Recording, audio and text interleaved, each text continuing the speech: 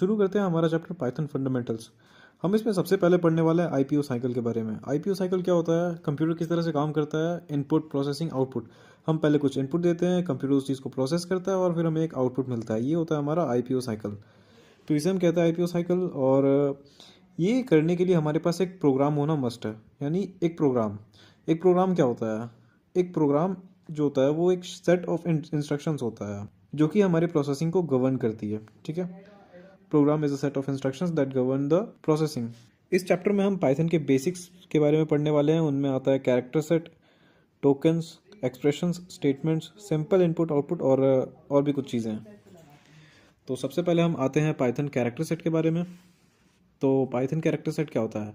Character set वो sets होते हैं जो कैरेक्टर्स पाइथन में हम यूज़ कर सकते हैं। ठीक है, जो भी कैरेक्टर्स पाइथन में वैलिड होते हैं या फिर हम कह सकते हैं कि जो कैरेक्टर्स लीगल होते हैं। ठीक है, तो कैरेक्टर सेट एक ऐसा सेट है उन कैरेक्टर्स का जो कि पाइथन में हम वैलिड तरह से यूज़ कर सकते हैं।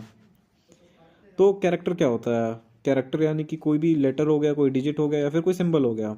और अगर हम लेटर की बात करें तो इसमें कैपिटल ए से कैपिटल जेड तक कुछ भी यूज़ कर सकते हैं, फिर स्मॉल ए से स्मॉल जेड तक इसमें भी कुछ भी यूज़ कर सकते हैं। फिर आता है डिजिट्स। डिजिट्स में क्या होता है, हम 0 से लेकर 9 तक किसी भी नंबर को यूज़ कर सकते हैं और फिर कॉम्बिनेशन बना के कोई भी एक नंबर बना सकते हैं। फिर आता है स्पेशल सिम्बल्स। तो बहुत सारे सिम्बल्स है, तुम देख सकते हो यहाँ पर, ये सारे सिम्बल्स तुम यूज़ कर सकते हो। फिर आता है वाइट स्पेसेस। ये क्या होते हैं, अब तुम कोई भी कैरेक्टर अगर टाइप कर रहे हो तो तुम्हें लिखा हुआ दिख रहा है वहाँ पर, तुमने कुछ भी कीबोर्ड से टाइप किया वो दिख रहा है तुम्हें। लेकिन कुछ कैरेक्टर्स ऐसे होते हैं जिन्हें अगर तुम टाइप करो तो वो तुम्हें डायरेक्ट दिखेगा नहीं। ठीक है, वाइट स्पेसेस। और इसमें क्या क्या और चीज़ें आती हैं, टैब भी आता है इसमें। अगर तुमने कभी टैब यूज़ किया हो तो तुम जानते होगे। फिर एक कैरियर्स रिटर्न भी आता है, न्यू लाइन आता है, फॉर्म फीड आता है। इन चीज़ों के बारे में भी हम पढ़ने वाले हैं। अब पाइथन में जो है वो सारे के सारे आस्की और यूनिकोड कैरेक्टर्स वो सारे के सारे इसमें वैलिड होते हैं। ठीक है, आगे बढ़ते हैं। अब बात करते हैं टोकन्स के बारे में। टोकन्स क्या होते हैं? अगर हम किसी भी चीज़ को बनाने जाए तो उसका एक बेसिक यूनिट होता है। अगर तुम घर बनाने जाओ तो उसमें ब्रिक जो होता है वो बेसिक यूनिट तुम कह सकते हो। वैसे ही हमारे बॉडी में अगर तुम देखो तो हमारा जो सेल होता है उसे हम कहते हैं structure and functional unit of life. तो इस तरह से एक बेसिक यूनिट होता है किसी भी चीज़ को बनाने के लिए। तो हमारा जो प्रोग्राम होता है वो अलग अलग यूनिट्स को कंबाइन करके बनता है। ठीक है, तो अब वो यूनिट्स क्या होते हैं, अब उन्हीं यूनिट्स को हम टोकन्स कहते हैं। ठीक है, और उन टोकन्स को हम लेक्सिकल यूनिट्स या फिर लेक्सिकल एलिमेंट्स भी कहते हैं। यानी कि units, tokens, lexical units, lexical elements, ये सारी सेम चीज़ें हैं। और अब इन लेक्सिकल यूनिट्स में क्या क्या चीज़ें आती है, कितने तरह के होते हैं ये? तो ये होते हैं कीवर्ड्स, आइडेंटिफायर्स। आइडेंटिफायर्स यानी नेम, इसके बारे में मैं तुम्हें बताऊंगा। फिर आते हैं लिटरल्स, ऑपरेटर्स और पंक्चुएटर्स। तो इनमें से हम सबसे पहले बात करते हैं कीवर्ड्स के बारे में। कीवर्ड्स क्या होते हैं? अब कीवर्ड्स कुछ ऐसे नाम होते हैं, ऐसे वर्ड्स होते हैं जो पाइथन तुम्हारा समझ पाता है। जैसे कि अगर मैंने कुछ एक नाम रख दिया ABC, अब पाइथन इसको समझ नहीं पाता। लेकिन कुछ वर्ड्स ऐसे होते हैं जिन्हें पाइथन का जो इंटरप्रेटर है, पाइथन का जो इंटरप्रेटर है वो समझ जाता है। जैसे कि वाइल हो गया, फॉर हो गया, इफ़ हो गया। तुम ये जो वर्ड्स को यूज़ कर रहे हो अपने प्रोग्राम को बनाने में, तो कुछ ऐसे वर्ड्स होते हैं जिनका मतलब पाइथन को पता है। तो वो क्या होता है, वो प्री डिफाइंड वर्ड्स होते हैं। उनको हम किसी वेरिएबल का नाम रखने के लिए यूज़ नहीं कर सकते हैं। तो कीवर्ड्स क्या होते हैं? कीवर्ड्स वो रिजर्व्ड वर्ड्स होते हैं जो हमारे इंटरप्रेटर को पता है कि उसका मीनिंग क्या है, और हम उसका अब यूज़ नहीं कर सकते अपने किसी वेरिएबल को उस तरह से नेम करने के लिए। मान लेते कि हमारे पास एक कीवर्ड है फॉर, तो हम कोई एक ऐसा वेरिएबल नहीं बना सकते जिसका जो नाम हो वो फॉर हो। अब तुम्हारे पास एक लिस्ट आ रहा होगा, यहाँ पर तुम देख सकते हो, ये पाइथन में कुछ वैलिड कीवर्ड्स होते हैं। अब हम बात कर लेते हैं आइडेंटिफायर्स के बारे में। अभी तक मैंने तुम्हें बताया कि कुछ ऐसे वर्ड्स होते हैं जो कि पाइथन को पता होते हैं कि इनका मतलब क्या है, और ये उनमें अगर पास किया जाए तो उन्हें क्या काम करना है। ठीक है, लेकिन अगर आइडेंटिफायर के बारे में देखें तो आइडेंटिफायर वो नाम होते हैं जो हम रख सकते हैं। ठीक है, अगर मैं कोई अपना फंक्शन बना रहा हूँ खुद का, कोई एक वेरिएबल बना रहा हूँ खुद का, तो इन चीज़ों में मैं क्या कर सकता हूँ, मैं कोई भी एक नाम रख सकता हूँ। और यहाँ पर ये रूल तुम समझ पा रहे होगे कि वो नाम जो है वो कोई कीवर्ड नहीं होना चाहिए, कोई एक रिजर्व्ड वर्ड नहीं होना चाहिए। तो मैं खुद से कोई एक नाम बना सकता हूँ। जैसे ABC हो गया, XYZ हो गया, रमेश, सुरेश। तो ये सारे वर्ड्स जो हैं ये सारे हम एज एन आइडेंटिफायर यूज़ कर सकते हैं। अब आइडेंटिफायर बनाने के भी कुछ रूल्स होते हैं। क्या रूल्स होते हैं मैं तुम्हें बता देता हूँ।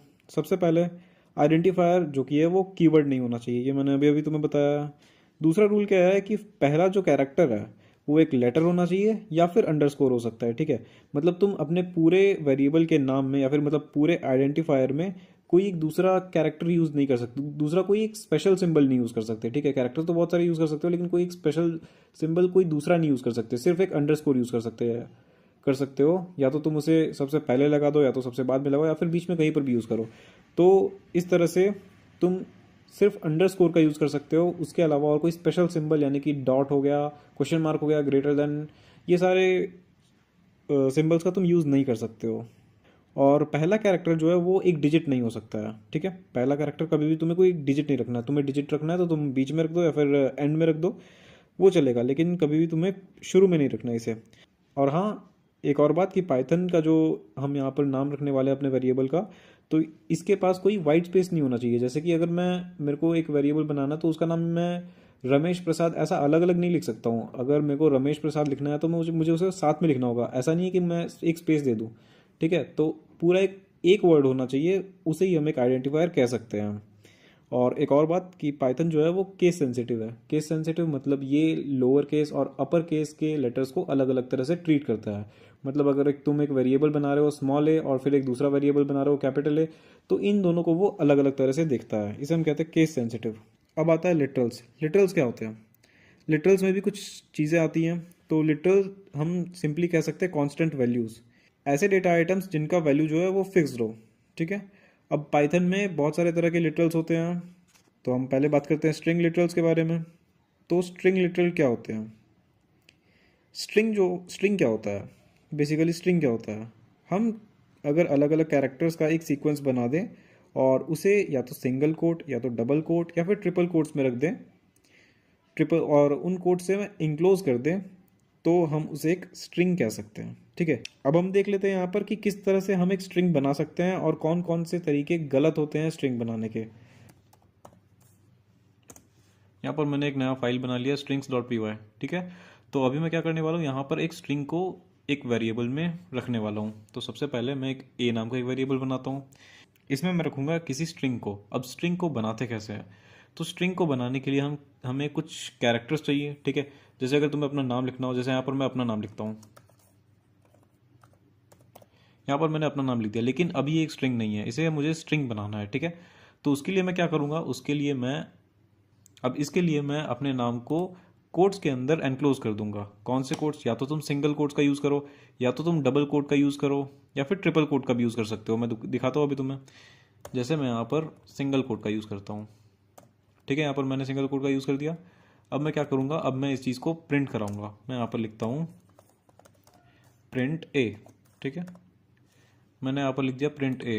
तो यहाँ पर अगर मैं इसका आउटपुट देखूँ, इसे मैं रन करके देखता हूँ। ठीक है, तो यहाँ पर तुम देख सकते हो आउटपुट आया, यहाँ पर मेरा नाम जैसा का तैसा आ गया है। ठीक है, तो इस तरह से मैंने एक स्ट्रिंग यहाँ पर बना दिया है। अब यहाँ पर कुछ नंबर भी हो सकता है, कोई कैरेक्टर भी हो सकता है, कुछ भी हो सकता है यहाँ पर। ठीक है, तो ये एक स्ट्रिंग होता है। अब और कौन से तरीके हैं स्ट्रिंग बनाने के? दूसरा तरीका ये है कि मैं डबल कोट्स का यूज़ करूँ। तो यहाँ पर अगर मैं तुम्हें वो भी दिखा देता हूँ। यहाँ पर मैंने एक डबल कोट लगा दिया, फिर यहाँ पर भी एक डबल कोट लगा दिया।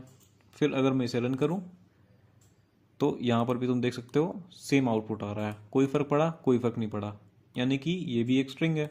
ठीक है, अगर मैं यहाँ पर ये जो देखो, तुम यहाँ पर देख रहे होगे कि यहाँ पर मैंने डबल कोट लगाया हुआ है। ठीक है, तो तुम ये ध्यान रखना कि तुम्हारे जो कीबोर्ड है, तुम्हारा कीबोर्ड है, उसमें डबल कोट एक अलग चीज़ है और एक सिंगल कोट एक अलग चीज़ है। तो यहाँ पर अगर मैं सिंगल कोट को ही 2 बार यूज़ करूँ, यानी कि ये मैंने 2 बार यूज़ कर दिया। ठीक है, और यहाँ पर भी मैं वो सेम काम करता हूँ। तो मैं क्या करता हूँ, मैं यहाँ पर सिंगल कोड को 2 बार यूज़ कर रहा हूँ। तो तुम ये देख सकते हो यहाँ पर ये VS कोड मुझे खुद ही बता रहा है कि अभी बना नहीं है स्ट्रिंग, ये स्ट्रिंग नहीं बना है। ठीक है, तो तुम्हें ये नहीं करना है। तो तुम्हें अगर 2 कोड्स का यूज़ करना है तो तुम डबल कोड्स का यूज़ करोगे। ऐसा नहीं करना है तुम्हें कि तुम सिंगल कोड का यूज़ 2 बार करोगे। अगर मैं यहाँ पर इसे रन करके दिखाऊँ तुम्हें, तो यहाँ पर तुम देख सकते हो ये एरर आ रहा है। ठीक है, इनवैलिड सिंटैक्स आ रहा है। और दूसरी कौन सी चीज़ है कि यहाँ पर मैं अगर ट्रिपल कोड का यूज़ करूँ, ठीक है, और यहाँ पर शुरू में भी ट्रिपल कोट का यूज़ करूँ, फिर क्या आता है, फिर ये एक स्ट्रिंग बन चुका है। मैं इसे रन करता हूँ। ठीक है, तो ये यहाँ पर आउटपुट आ गया है। अब इनमें कुछ तो डिफरेंस होगा, वो हम कुछ देर में पढ़ने वाले हैं। फिलहाल तुम्हें ये जानना है कि स्ट्रिंग बनाने के कौन से तरीके सही होते हैं, कौन कौन से तरीके गलत होते हैं। तो इस तरह से हम स्ट्रिंग बनाते हैं, सिंगल कोट का यूज़ करके, डबल कोट का यूज़ करके, और ये ट्रिपल कोट का यूज़ करके। और दूसरी बात जो तुम्हें ये ध्यान में रखनी है कि तुम जिस कोड से शुरू कर रहे हो तुम्हें उसी कोड पे ख़त्म करना है। अगर तुम सिंगल कोड से शुरू कर रहे हो तो तुम्हें सिंगल कोड पे ख़त्म करना है। अगर तुम डबल कोड से शुरू कर रहे हो डबल कोड पे ख़त्म करो। ट्रिपल कोड तो ट्रिपल कोड से ख़त्म करो। यहाँ पर मैं तुम्हें दिखा देता हूँ कि अगर मैं ऐसा नहीं करता हूँ, देखो तो फिर क्या आता है। मैंने यहाँ पर ट्रिपल कोड से शुरू किया और मैं सिंगल कोड पे ख़त्म कर रहा हूँ। तो अगर मैं इसे रन करूँ तो यहाँ पर ये फिर से एरर आ रहा है, ठीक है। तो इस तरह से ये स्ट्रिंग जो है वो हम बना सकते हैं। अब यहाँ पर मैं तुमसे कुछ पूछने वाला हूँ। यहाँ पर मैं अलग अलग कंडीशंस देने वाला हूँ, उसमें तुम्हें ये बताना है कि क्या ये एक स्ट्रिंग है और इसका आउटपुट क्या होगा। तो जैसे कि मैंने यहाँ पर क्या किया हुआ है कि मैंने यहाँ पर सिंगल कोड से शुरू किया, फिर सिंगल कोड पे ख़त्म किया।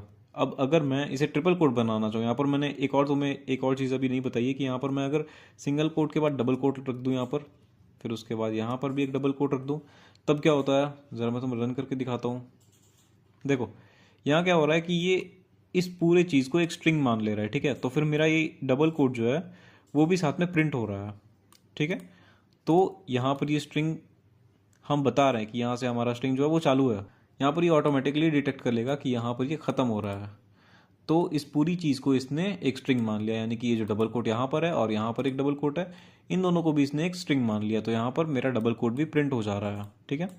तो इस तरह से हम ये पता कर सकते हैं कि ये स्ट्रिंग है क्या, इसमें ए में प्रिंट क्या होने वाला है। अब अगर इसके जगह हम इसका उल्टा भी करते हैं, यानी कि अगर मैंने ये जो डबल कोट दिया है ये मैं बाहर रखूँ और अंदर एक सिंगल कोट रखूँ, सिमिलरली अगर ये करूँ तो क्या होगा। यहाँ पर मैं इसे रन करके दिखाता हूँ तुम्हें, तो भी ये जो है वो मेरा स्ट्रिंग बन चुका है। यहाँ पर इस बार क्या हुआ, इस बार पाइथन ने इस चीज़ को स्ट्रिंग के रूप में रख लिया है, ठीक है। पाइथन यहाँ से समझ रहा है कि ये एक स्ट्रिंग हम बनाना चाह रहे हैं, ठीक है।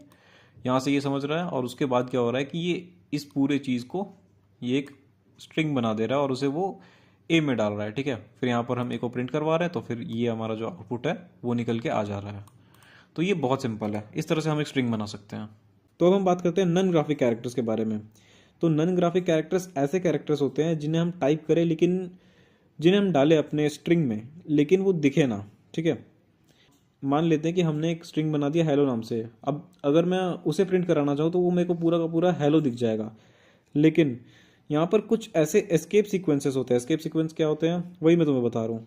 तो कुछ ऐसे नॉन ग्राफिक कैरेक्टर्स होते हैं, कुछ ऐसे कैरेक्टर्स होते हैं जिन्हें हम किसी एक स्ट्रिंग के अंदर डायरेक्टली नहीं टाइप कर सकते। तो इन्हें हम कहते हैं एस्केप सीक्वेंसेस। अब एस्केप सीक्वेंस की एक खास बात यह है कि इन्हें हम बैकस्लैश के साथ रिप्रेजेंट करते हैं। पहले तुम बैकस्लैश लगाओगे, उसके बाद एक या एक से ज़्यादा कैरेक्टर लगा दोगे इसके साथ। उस तरह से हम एक एस्केप सीक्वेंस बना सकते हैं। अब देख लेते हैं हमारे पास कौन कौन से एस्केप सीक्वेंसेस हैं। तो अभी हम देखने वाले हैं एस्केप सीक्वेंसेस क्या होते हैं पाइथन में। तो यहाँ पर मैंने एक टेक्स्ट फाइल बनाकर रखा हुआ है, ठीक है। तो यहाँ पर मैंने तुम्हारे लिए क्या क्या इंपॉर्टेंट है वो सारे एस्केप सीक्वेंसेस यहाँ पर लिख के रखे हुए हैं, ठीक है। और भी होते हैं, तुम चाहो तो और भी देख सकते हो, लेकिन इतना तुम्हारे लिए मोर देन इनफ है। तो अभी मैं तुम्हें बता देता हूँ कि ये सब काम कैसे करते हैं, ठीक है। तो उसके लिए मैं एक नई फाइल बना लेता हूँ।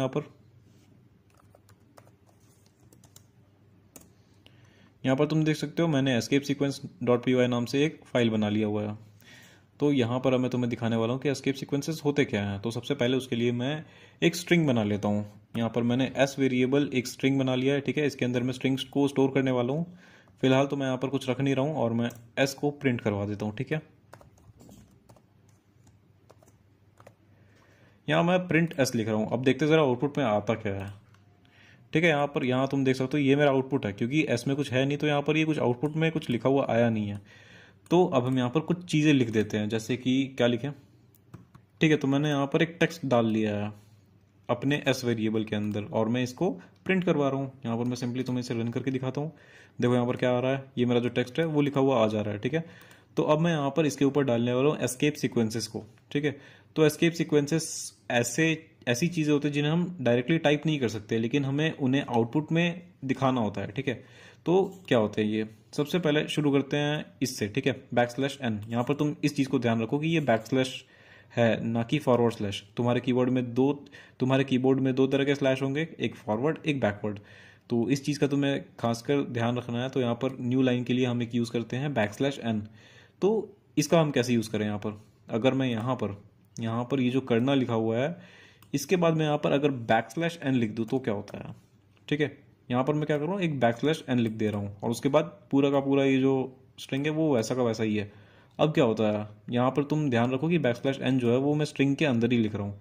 अब मैं इसे अगर रन करूँ तो क्या होता है, यहाँ पर तुम देख सकते हो एक न्यू लाइन आ गया, यानी कि कमेंट करना और उसके बाद एक न्यू लाइन स्टार्ट हो रही है और उसके बाद फिर एक स्पेस आ रहा है। यहाँ पर तुम देख सकते हो यहाँ एक स्पेस आ रहा है और उसके बाद फिर मत भूलना ये आ जा रहा है, यानी कि बैकस्लैश एन जहाँ पर हमने दिया हुआ है यहाँ से ये जो हमारा स्ट्रिंग है वो एक नई लाइन को स्टार्ट कर रहा है। ठीक है, और यहाँ पर क्या होगा कि अगर मैं एक और स्ट्रिंग को ऐड करूँ, जैसे कि यहाँ पर मैंने एक आर लिखा हुआ है, ठीक है, और इसके अंदर मैं लिख दे रहा हूँ थैंक यू। ठीक है, तो यहाँ पर क्या होगा, क्या देखो यहाँ पर मैंने बैकस्लैश एन यहाँ पर लास्ट में दिया नहीं है। ठीक है, तो क्या होगा, क्या ये थैंक यू जो है वो क्या इसी लाइन में प्रिंट होगा, क्या ये एक ही लाइन में प्रिंट होगा या फिर एक नई लाइन बनाएगा ये। अगर मैं यहाँ पर प्रिंट करवाऊँ आर को, तो यहाँ पर मैं आर को प्रिंट करवा देता हूँ। ठीक है, तो अगर मैं इसे रन करवाऊँ तो क्या होगा, क्या ये एक ही लाइन में पूरा का पूरा निपट जाएगा या फिर यहाँ पर तो मैंने बैकस्लैश एन लगाया हुआ है, चलो इसे मैं हटा देता हूँ। तो यहाँ पर तुम देख सकते हो, तो यहाँ पर तुम देख सकते हो कि लास्ट में मैंने बैकस्लैश एन लगाया नहीं हुआ है। ठीक है, यानी कि प्रिंट एस करेगा। ठीक है, ये इस चीज़ को ये प्रिंट करेगा और उसके बाद प्रिंट आर करेगा। ठीक है, थैंक यू। तो क्या ये एक ही लाइन में पूरा का पूरा निपट जाएगा या फिर एक नई लाइन स्टार्ट करेगा, और अगर नई लाइन स्टार्ट करेगा तो क्यों करेगा, क्योंकि यहाँ पर मैंने बैकस्लैश एन तो लगाया हुआ है नहीं। तो चलो रन करके देखते कि होता क्या है। यहाँ पर तुम देख रहे हो कि यहाँ पर एक न्यू लाइन स्टार्ट हो रही है। ठीक है, तो ऐसा क्यों हो रहा है, ऐसा इसलिए हो रहा है कि हमारी ये जो प्रिंट फंक्शन है, प्रिंट जो है वो हमारा एक फंक्शन है जो कि हमें स्क्रीन में कुछ प्रिंट करवा के देता है। ठीक है, तो बाय डिफ़ॉल्ट क्या होता है कि इस पे एक पैरामीटर लगा हुआ होता है। वो क्या होता है, वो ये पैरामीटर होता है एंड इक्वल्स बैकस्लैश एन। ठीक है, यहाँ पर मैं बैकस्लैश एन लगा देता हूँ, तो ये बाय डिफ़ॉल्ट लिखा हुआ रहता है इसमें। ठीक है, ये हमें दिखता नहीं है लेकिन ये लिखा हुआ रहता है, हम इसे इग्नोर कर सकते हैं। ठीक है, अगर मैं इसे फिर से ऐसे रन करूं कोई फ़र्क नहीं पड़ा। ठीक है, ये जैसा का तैसा प्रिंट हो गया क्योंकि ये ऑलरेडी है इस प्रिंट वाले फंक्शन में। ठीक है, ये यहाँ पर भी है, यहाँ पर तुम्हें दिख नहीं रहा है लेकिन ये यहाँ पर है। तो अभी क्या तो क्या होगा कि अगर हम यहाँ पर बैकस्लैश एन को हटा के सिर्फ एक स्पेस कर दें, ठीक है, ये करते हैं हम, तो यहाँ पर तुम देख सकते हो यहाँ पर ये क्या हो रहा है कि ये एस प्रिंट हो रहा है, उसके बाद सिर्फ एक स्पेस जो है यहाँ पर सिर्फ एक स्पेस आ जा रहा है और उसके बाद ये चीज़ प्रिंट हो जा रहा है। ठीक है, यानी कि अब तो तुम्हें भरोसा हो गया होगा कि यहाँ पर ये जो एंड है यहाँ पर बैकस्लैश एन रहता ही है, यहाँ पर भी है बैकस्लैश एन, यहाँ पर तुम्हें दिख नहीं रहा है लेकिन ये है। और एक और चीज़ होती है सेप। ठीक है, वो सेप क्या होता है, वो सेपरेटर, वो बताऊंगा मैं तुम्हें कुछ देर में। ठीक है, तो यहाँ पर तुम इस एंड को समझ चुके होगे, यहाँ पर मुझे तुम्हें सिर्फ एक बैकस्लैश एन का समझाना था तो मैंने तुम्हें समझा दिया कि वो क्या होता है। अब दूसरा एस्केप सीक्वेंस कौन सा है हमारे पास, बैकस्लैश टी। ठीक है, तो बैकस्लैश टी क्या होता है, अगर तुम अपने कीबोर्ड पे देखो तो तुम्हें एक की दिख रहा होगा जो जिस पे लिखा होगा टैब। ठीक है, तो यहाँ पर मैं सिंपली अगर एंटर करूँ, यहाँ पर मैं 5वें लाइन में आ गया, अब मैं यहाँ पर स्पेस करूँ तो ये क्या कर रहा है, तो ये क्या कर रहा है, यहाँ पर ये मुझे एक स्पेस प्रिंट करके यहाँ पर मुझे एक स्पेस दे रहा है। ठीक है, अगर मैं स्पेस को हटा दूँ और यहाँ पर मैं टैब लिखूँ तो ये क्या कर रहा है, ये यहाँ पर एक थोड़ा सा, यहाँ पर तुम देख सकते हो यहाँ पर ये मुझे 4 स्पेसेस दे रहा है। ठीक है, तो यहाँ पर ये मुझे 4 स्पेस दे रहा है, तो टैब जो है वो स्पेस से थोड़ी ज़्यादा स्पेस मुझे देता है। स्पेस क्या होता है, मुझे उस एक इतना स्पेस देता है कि वो एक सिंगल कैरेक्टर कंटेन कर पाए, लेकिन यहाँ पर ये टैब क्या होता है कि स्पेस से कुछ ज़्यादा देता है। ठीक है, तो ये रहा टैब। अब टैब को हम कैसे प्रिंट करते हैं, टैब जैसे कि अगर मैंने तुम्हें बताया है कि एस्केप सीक्वेंसेस वैसे कैरेक्टर्स होते हैं जिन्हें हम डायरेक्टली यहाँ पर टाइप नहीं कर सकते और हमें उसे दिखाना होता है आउटपुट स्क्रीन पे। तो बैकस्लैश एन भी वैसा ही है कि हम उसे अगर यहाँ पर अगर मैं सिर्फ एक एंटर कर दूँ, ठीक है, तो यहाँ पर ये ऐसा नहीं होगा कि कमेंट करना एक अलग लाइन में आएगा और दूसरे लाइन में ये आएगा मत भूलना। ठीक है, तो ये ऐसा नहीं आएगा, तो उसके लिए मुझे बैकस्लैश एन का यूज़ करना पड़ा ताकि मैं इसे बता पाऊँ कि तुम्हारे पास जो आउटपुट स्क्रीन है उसमें तुम एक नई लाइन स्टार्ट करो इस पॉइंट से। ठीक है, तो ये तो बैकस्लैश एन का काम।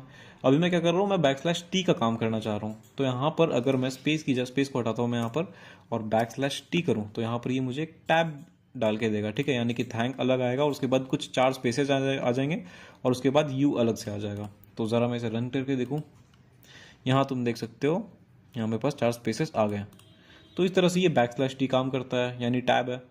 तो फिर और कौन सा एस्केप सीक्वेंस है हमारे पास, बैकस्लैश। ठीक है, अब बैकस्लैश क्या है, जैसे कि यहाँ पर मैं बैकस्लैश टी को हटा देता हूँ, यहाँ पर मैं सिर्फ एक बैकस्लैश रखता हूँ। अभी मैं इसे रन करता हूँ, क्या आएगा देखो, यहाँ पर ये क्या आया, थैंक और उसके बाद यू, ठीक है, ये ऐसा तो आ गया, लेकिन यहाँ पर एक सिंटैक्स वार्निंग मिल रही है मुझे, यानी कि यहाँ पर मैंने कुछ ऐसा किया है जो कि हमारे इंटरप्रेटर के लिए कन्वीनियंट नहीं है, ठीक है। तो इस चीज़ को मैं कैसे ओवरकम कर सकता हूँ? तो जब तुम यहाँ पर बैकस्लैश दे रहे हो तो हमारा जो इंटरप्रेटर है, ये जैसी स्ट्रिंग के अंदर बैकस्लैश एन को जैसे ही ये स्ट्रिंग के अंदर बैकस्लैश को पकड़ता है तो ये समझ जाता है कि इसके अंदर ज़रूर कोई ना कोई एस्केप सीक्वेंस होगा, ठीक है। और फिर यहाँ पर इसे एस्केप सीक्वेंस कुछ मिला नहीं तो ये मायूस होके इसने छोड़ दिया, इसलिए मुझे यहाँ पर ये सिंटैक्स वार्निंग मिल रहा है, यहाँ पर लिखा हुआ है इनवैलिड एस्केप सीक्वेंस। तो यहाँ पर इसे एस्केप सीक्वेंस तो मिल नहीं रहा है, तो यहाँ पर मैं एक एस्केप सीक्वेंस बनाने वाला हूँ। जैसे कि अगर मैं यहाँ पर लिख दूँ थैंक यू के जगह अगर मैं थैंक न्यू लिखता हूँ, ठीक है, या फिर थैंक नाउ, जो भी है, मैं थैंक न्यू लिख देता हूँ, चलो थैंक न्यू लिख दिया मैंने। तो यहाँ पर ये क्या करेगा, बैकस्लैश एन यहाँ इसको पकड़ लेगा ये, ठीक है। तो इसको यहाँ पर एक एस्केप सीक्वेंस मिल जाने वाला है, तो फिर यहाँ से ये एक नई लाइन बनाएगा। देखो थैंक अलग हो गया और उसके बाद फिर यू हो गया, ठीक है, यानी बैकस्लैश एन इसने अलग कर दिया। तो मैं चाहता हूँ कि यहाँ पर अगर मुझे कोई एक ऐसा वर्ड यहाँ पर से स्टार्ट हो रहा है जो कि एन से शुरू हो या फिर टी से शुरू हो या फिर कोई भी ऐसा एक कॉम्बिनेशन मिल जाए जो कि इसे एक एस्केप सीक्वेंस बना रहा है, तो वो यहाँ पर नहीं चलने वाला मेरा, ठीक है, वो गड़बड़ हो जाएगा। तो उसे मुझे ओवरकम करने के लिए यहाँ पर जब भी मैं इसे पहले मैं ठीक कर देता हूँ, तो यहाँ पर मैं थैंक यू के जगह यहाँ पर मेरे को इसे ठीक करना है, ठीक है। तो मैं चाहता हूँ कि जब मेरा ये प्रिंट हो थैंक यू, तो उसमें थैंक के बाद ये एक बैकस्लैश प्रिंट हो और उसके बाद फिर यू प्रिंट हो, ठीक है। तो ये मैं कैसे कर पाऊंगा, उसके लिए मुझे डबल बैकस्लैश डालना पड़ेगा, समझ गए। यानी कि अगर मैं 2 बैकस्लैश डालता हूँ तो इसका मतलब होता है कि एक सिंगल बैकस्लैश प्रिंट करके देगा। मैं इसे रन करके दिखाता हूँ, देखो यहाँ पर एक सिंगल बैकस्लैश आ गया। क्या होगा अगर मैं यहाँ पर 3 बैकस्लैश डालूँ, ज़रा मैं इसे रन करता हूँ, देखो यहाँ पर क्या हुआ, यहाँ पर फिर से वही चीज़ आ गया कि इनवैलिड एस्केप सीक्वेंस। ऐसा क्यों हुआ? ऐसा इसलिए हुआ क्योंकि ये जो बैकस्लैश बैकस्लैश है, इसे हमारे इंटरप्रेटर ने एक बैकस्लैश समझ लिया, क्योंकि हमारा ये एक एस्केप सीक्वेंस ही है, ठीक है, यहाँ पर एस्केप सीक्वेंस ये बन रहा है, तो इसे इसने एक बैकस्लैश समझ लिया जो कि एक एस्केप सीक्वेंस बन गया। और उसके बाद फिर से ये हमारा ये चीज़ आ रहा है, ठीक है, और ये चीज़ आ रहा है, तो इसके बाद तो कुछ मिल नहीं रहा है इसे, तो वापस से वो एरर हमें दे रहा है, एरर नहीं दे रहा है, यहाँ पर सिंटेक्स वार्निंग आ रहा है, समझ गए।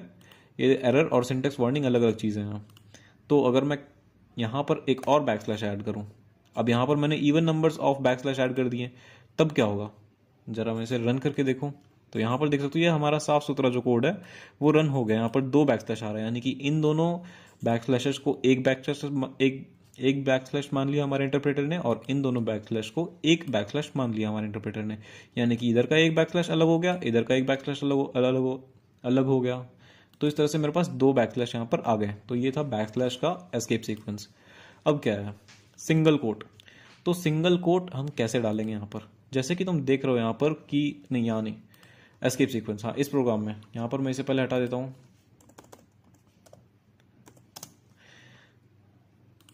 तो अभी मुझे देखना है सिंगल कोट, ठीक है। तो यहाँ पर जैसे कि तुम देख रहे हो कि मैंने यहाँ पर थैंक यू लिखा हुआ है, तो यहाँ पर अगर मैं सिंगल कोट यहाँ पर डाल दूँ, अब क्या होता है, ज़रा मैं रन करके दिखाता हूँ। रन हो गया, यहाँ पर मेरे को कोई प्रॉब्लम नहीं है। लेकिन अगर मैंने इस स्ट्रिंग को, क्या होता कि अगर मैंने यहाँ पर इसे डबल कोट की जगह सिंगल कोट में ही एनक्लोज किया होता, ठीक है। अब ज़रा इसे रन करके देखते हैं, यहाँ पर ये मेरे को एरर देगा, ठीक है, सिंटेक्स एरर आ रहा है। ऐसा क्यों हो रहा है, क्योंकि देखो तुम यहाँ पर स्ट्रिंग को चालू कर रहे हो, फिर यहीं पर तुमने स्ट्रिंग को बंद भी कर दिया, फिर यहाँ पर तुम जो भी डाल रहे हो, जो कि एक स्ट्रिंग इसे अब मानेगा नहीं है, क्योंकि हमारा जो स्ट्रिंग है वो बंद, यहाँ पर बंद हो चुका है, तो इस चीज़ को ये एक स्ट्रिंग मानेगा नहीं, ठीक है। तो ये एक अलग ही चीज़ हो गई इसके लिए, और क्या चीज़ हुई ये खुद नहीं समझ पा रहा है, देखो यहाँ पर तुम्हें इसलिए एरर आ रहा है। तो अब इस चीज़ को ठीक कैसे करें, ठीक है। अब मैं यहाँ पर अपनी एक पूरी स्टेटमेंट लिखना चाहता हूँ, तो उसमें मुझे जाहिर सी बात है कहीं यहाँ पर मेरे को एक कोड का ज़रूरत पड़ेगा कहीं पर। तो मेरे पास 2 तरीके हैं, या तो मैं बाहर को, यहाँ पर मैंने जो भी लिखा हुआ है बाहर में, जो भी कोट यूज़ किया हुआ है, तो उसको चेंज कर दूँ। जैसे कि अगर मुझे एक कोट यूज़ करना है सिंगल कोट अंदर में, तो मैं यहाँ पर बाहर में डबल कोट्स से एनक्लोज कर दूँ अपने पूरे स्ट्रिंग को, या फिर ट्रिपल कोट से इनक्लोज करूँ, या फिर क्या कर सकता हूँ मैं, कि यहाँ पर एक बैकस्लैश दे सकता हूँ। यहाँ मैंने एक बैकस्लैश दे दिया, इसका मतलब हो गया कि यहाँ पर ये एक सिर्फ एक कोट डालेगा, ठीक है, यानी थैंक प्रिंट होगा और उसके बाद स्पेस देके एक कोट प्रिंट होगा और उसके बाद फिर एक यू आ जाएगा। ज़रा मैं इसे रन करके देखता हूँ। यहाँ पर तुम देख सकते हो सिंगल कोट आ गया है। अब सिंगल कोट आ गया है, अब यहीं पर अगर क्या होगा कि यहाँ पर मैंने तुम्हें ये दिखा दिया, ठीक है। अब यहाँ पर तुम देख सकते हो यहाँ पर मैंने किससे एनक्लोज किया हुआ है, डबल कोट से एनक्लोज किया हुआ है। तो यहाँ पर अगर मुझे इस बीच में कहीं डबल कोट डालना हो तो वो मैं कैसे करूँगा, इसका भी यहीं पर सेम है, यहाँ पर भी एक बैक स्लैश दे देता हूँ। तो इस चीज़ को ये एक बैक स्लैश मान लेगा, यानी कि इस चीज़ को ये एक एस्केप सीक्वेंस मान लेगा, यानी कि उसके बाद कमेंट करना और उसके बाद एक डबल कोट आएगा, उसके बाद फिर मत भूलना आएगा, ठीक है। तो ये रहा, तो तुम देख सकते हो मेरा इस तरह से आउटपुट आ जा रहा है। तो यहाँ पर मैंने सिंगल कोट भी बता दिया और डबल कोट भी बता दिया। अब आता है बैक स्लैश, ये क्या होता है। तो बैक स्लैश कैसे यूज़ करें, पहले मैं इन चीज़ों को हटा देता हूँ यहाँ पर से। तो यहाँ पर मैं क्या करने वाला हूँ, यहाँ पर मैं एक बैक स्लैश जो एस्केप सीक्वेंस है उसको डालने वाला हूँ। तो यहाँ पर मैं बैक स्लैश बी लिख देता हूँ, ठीक है। तो यहाँ पर क्या होगा कि एक बैक स्पेस आ जाएगा, ठीक है। और बैक स्पेस हमारे कीबोर्ड में जो होता है उसका काम क्या होता है कि उसके पहले जो भी यानी कि कर्सर के पहले जो भी लेटर है या फिर कैरेक्टर है उसे वो रिमूव कर देता है, डिलीट कर देता है, ठीक है। तो अगर मैं इसे रन करूं तो यहाँ पर देखो ये वही काम कर रहा है, कमेंट करना मत भूलना। और उसके बाद थैंक यू, उसमें इसने वाई को बैक स्लैश कर दिया, यानी वाई को हटा दिया है, ठीक है। अगर तुम नोटपैड खोल लो अपने में और कहीं पर भी लेके जाओ अपने कर्सर को और उसके बाद फिर ये बैक स्पेस दबाओ तो ये वही काम कर रहा है, ठीक है। तो यहाँ पर हमने बैक स्पेस तक देख लिया। अब आता है कैरियज रिटर्न। कैरियज रिटर्न क्या करता है देखते हैं। तो जैसे कि यहाँ पर मैं इसे हटा देता हूँ,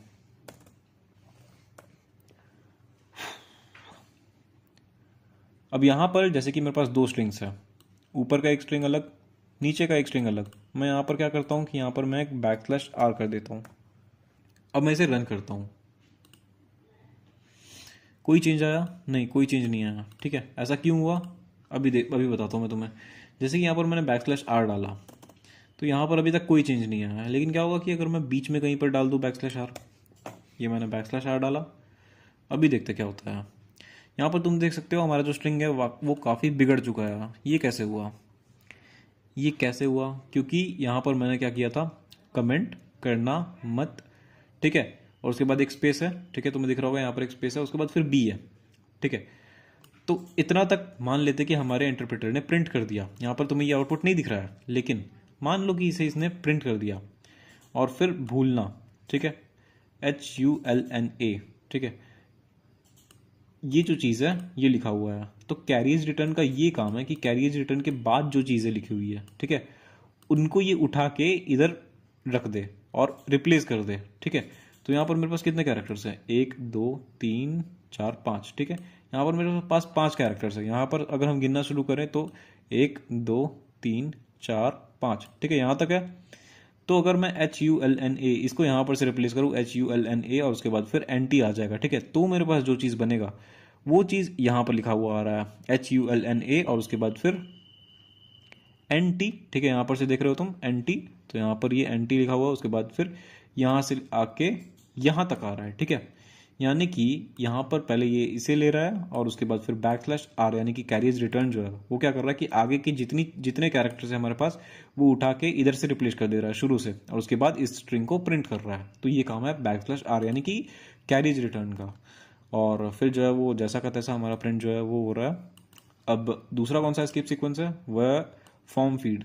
तो ये फॉर्म फीड क्या है, तो फॉर्म फीड की ज़रूरत अभी तुम्हें नहीं है। जब तुम डॉक्यूमेंट्स बनाने लगोगे अपने पाइथन प्रोग्राम से तो तुम्हें काम आएगा फॉर्म फीड। देखो फॉर्म फीड का मतलब क्या होता है कि एक नए, जैसे कि बैक स्लैश एन का काम क्या है कि एक नई लाइन को पकड़ लो। यहाँ तक तुमने एक लिख लिया एक लाइन, अब उसके बाद बैक स्लैश एन यहाँ पर लगा हुआ है, तो इसका मतलब ये है कि एक बैक स्लैश एन का काम क्या है कि एक नई लाइन को पकड़ लो। उसी तरह से फॉर्म फीड का क्या है कि एक नए पेज को पकड़ लो, ठीक है। तो यहाँ पर अभी तुम्हें उसका काम आने वाला नहीं है। तो इतने एस्केप सीक्वेंसेस तुम्हारे लिए अभी मोर देन इनफ है। तो ये थे एस्केप सीक्वेंसेस। अब यहाँ पर हमारे पास अगर स्ट्रिंग की बात हो रही है तो मैं तुम्हें ये भी बता देता हूँ कि स्ट्रिंग कितने टाइप के होते हैं। स्ट्रिंग जो होते हैं वो 2 टाइप्स के होते हैं। सबसे पहला सिंगल लाइन स्ट्रिंग्स, दूसरा मल्टी लाइन स्ट्रिंग्स। तो अभी हम स्ट्रिंग के टाइप्स देखने वाले हैं। स्ट्रिंग का पहला टाइप होता है सिंगल लाइन स्ट्रिंग और दूसरा टाइप होता है मल्टी लाइन स्ट्रिंग, ठीक है। तो ये क्या होते हैं, सबसे पहले यहाँ पर अगर तुम ये प्रीवियस एग्जांपल देखो एस्केप सीक्वेंसेस का तो मैं तुम्हें यहीं पर बता देता हूँ। तो यहाँ पर मेरे पास एस नाम का एक वेरिएबल है, इसमें एक स्ट्रिंग लिखा हुआ है, ठीक है हमारे पास।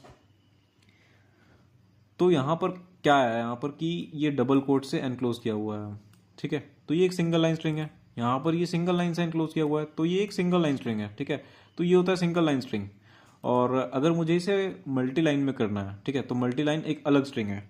तो यहाँ पर नॉर्मली क्या तुम्हारे दिमाग में आएगा, तुम्हारे दिमाग में ये आएगा कि यहाँ पर ये अगर तुम्हें मल्टी लाइन में करना है कि अगर तुम थैंक को अलग लाइन में रखो और वाई यू को अलग लाइन में रखो, तो यहाँ पर \n कर दो। लेकिन वो तो एक तरीका हो गया, वो हम यहाँ पर एक एस्केप सीक्वेंस डाल रहे हैं ताकि हमारा जो स्ट्रिंग है वो अलग लाइन में प्रिंट हो जाए। लेकिन मेरे को यहाँ पर रिप्रेजेंट ही करना है स्ट्रिंग को अलग तरह से, ठीक है, यानी कि मल्टीपल लाइन में मेरे को अपने कोड में ही लिखना है, ठीक है।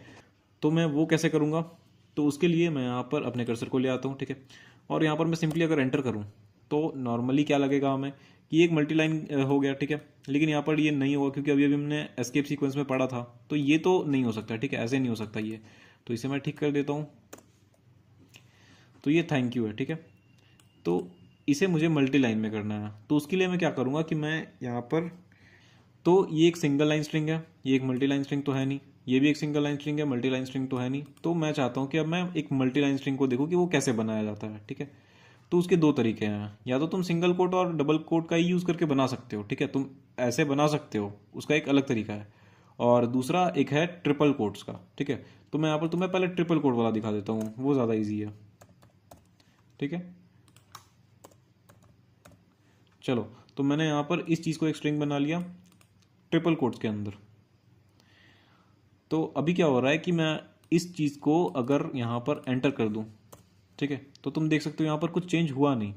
अगर मैं इसे यहाँ पर अभी रन करूँ तो क्या होता है, यहाँ पर देखो मैंने यहाँ पर \n नहीं डाला है, तो भी एक नई लाइन में चला जा रहा है। ये किस चीज़ का मैजिक है, ये इस ट्रिपल कोट्स का मैजिक है। तो ट्रिपल कोट्स हमें क्या मदद करता है कि हम एक मल्टी लाइन स्ट्रिंग को बना पाएँ, ठीक है। तो ये था ट्रिपल कोट का मैजिक। और दूसरा कौन सा तरीका है कि हम मल्टी लाइन स्ट्रिंग को बना पाएँ, वो ये तरीका है कि मान लेते कि ये मेरे पास ये जो R स्ट्रिंग है, ठीक है, तो इससे मान लो कि हमें बनाना है, क्या बनाना है, मल्टी लाइन स्ट्रिंग बनाना है। तो अगर मैं इसे एक एंटर कर दूं, और एंटर करने के बाद यहाँ पर ये तुम्हें VS कोड पहले से ही बता दे रहा है कि ये वर्क नहीं करने वाला है, ठीक है। तो उसके लिए मैं यहाँ पर क्या करने वाला हूँ कि यहाँ पर मैं एक \, डाल देता हूँ यहाँ पर, बस अब मेरा काम खत्म हो गया है। मैं इसे अगर रन करूँ, यहाँ तुम देख सकते हो ये मल्टी लाइन स्ट्रिंग तो आ गया, लेकिन ये प्रिंट कैसे हो रहा है, ये एक सिंगल लाइन में ही प्रिंट हो जा रहा है। तो यहाँ पर ये चीज़ तुम्हें ध्यान रखना है कि अगर हम इस तरह से प्रिंट करें, यानी एक \, का यूज़ करें और उसके बाद हम अपने लाइन को मल्टी लाइन स्ट्रिंग बना रहे हैं, तो वो हमें आउटपुट में नहीं दिखने वाला।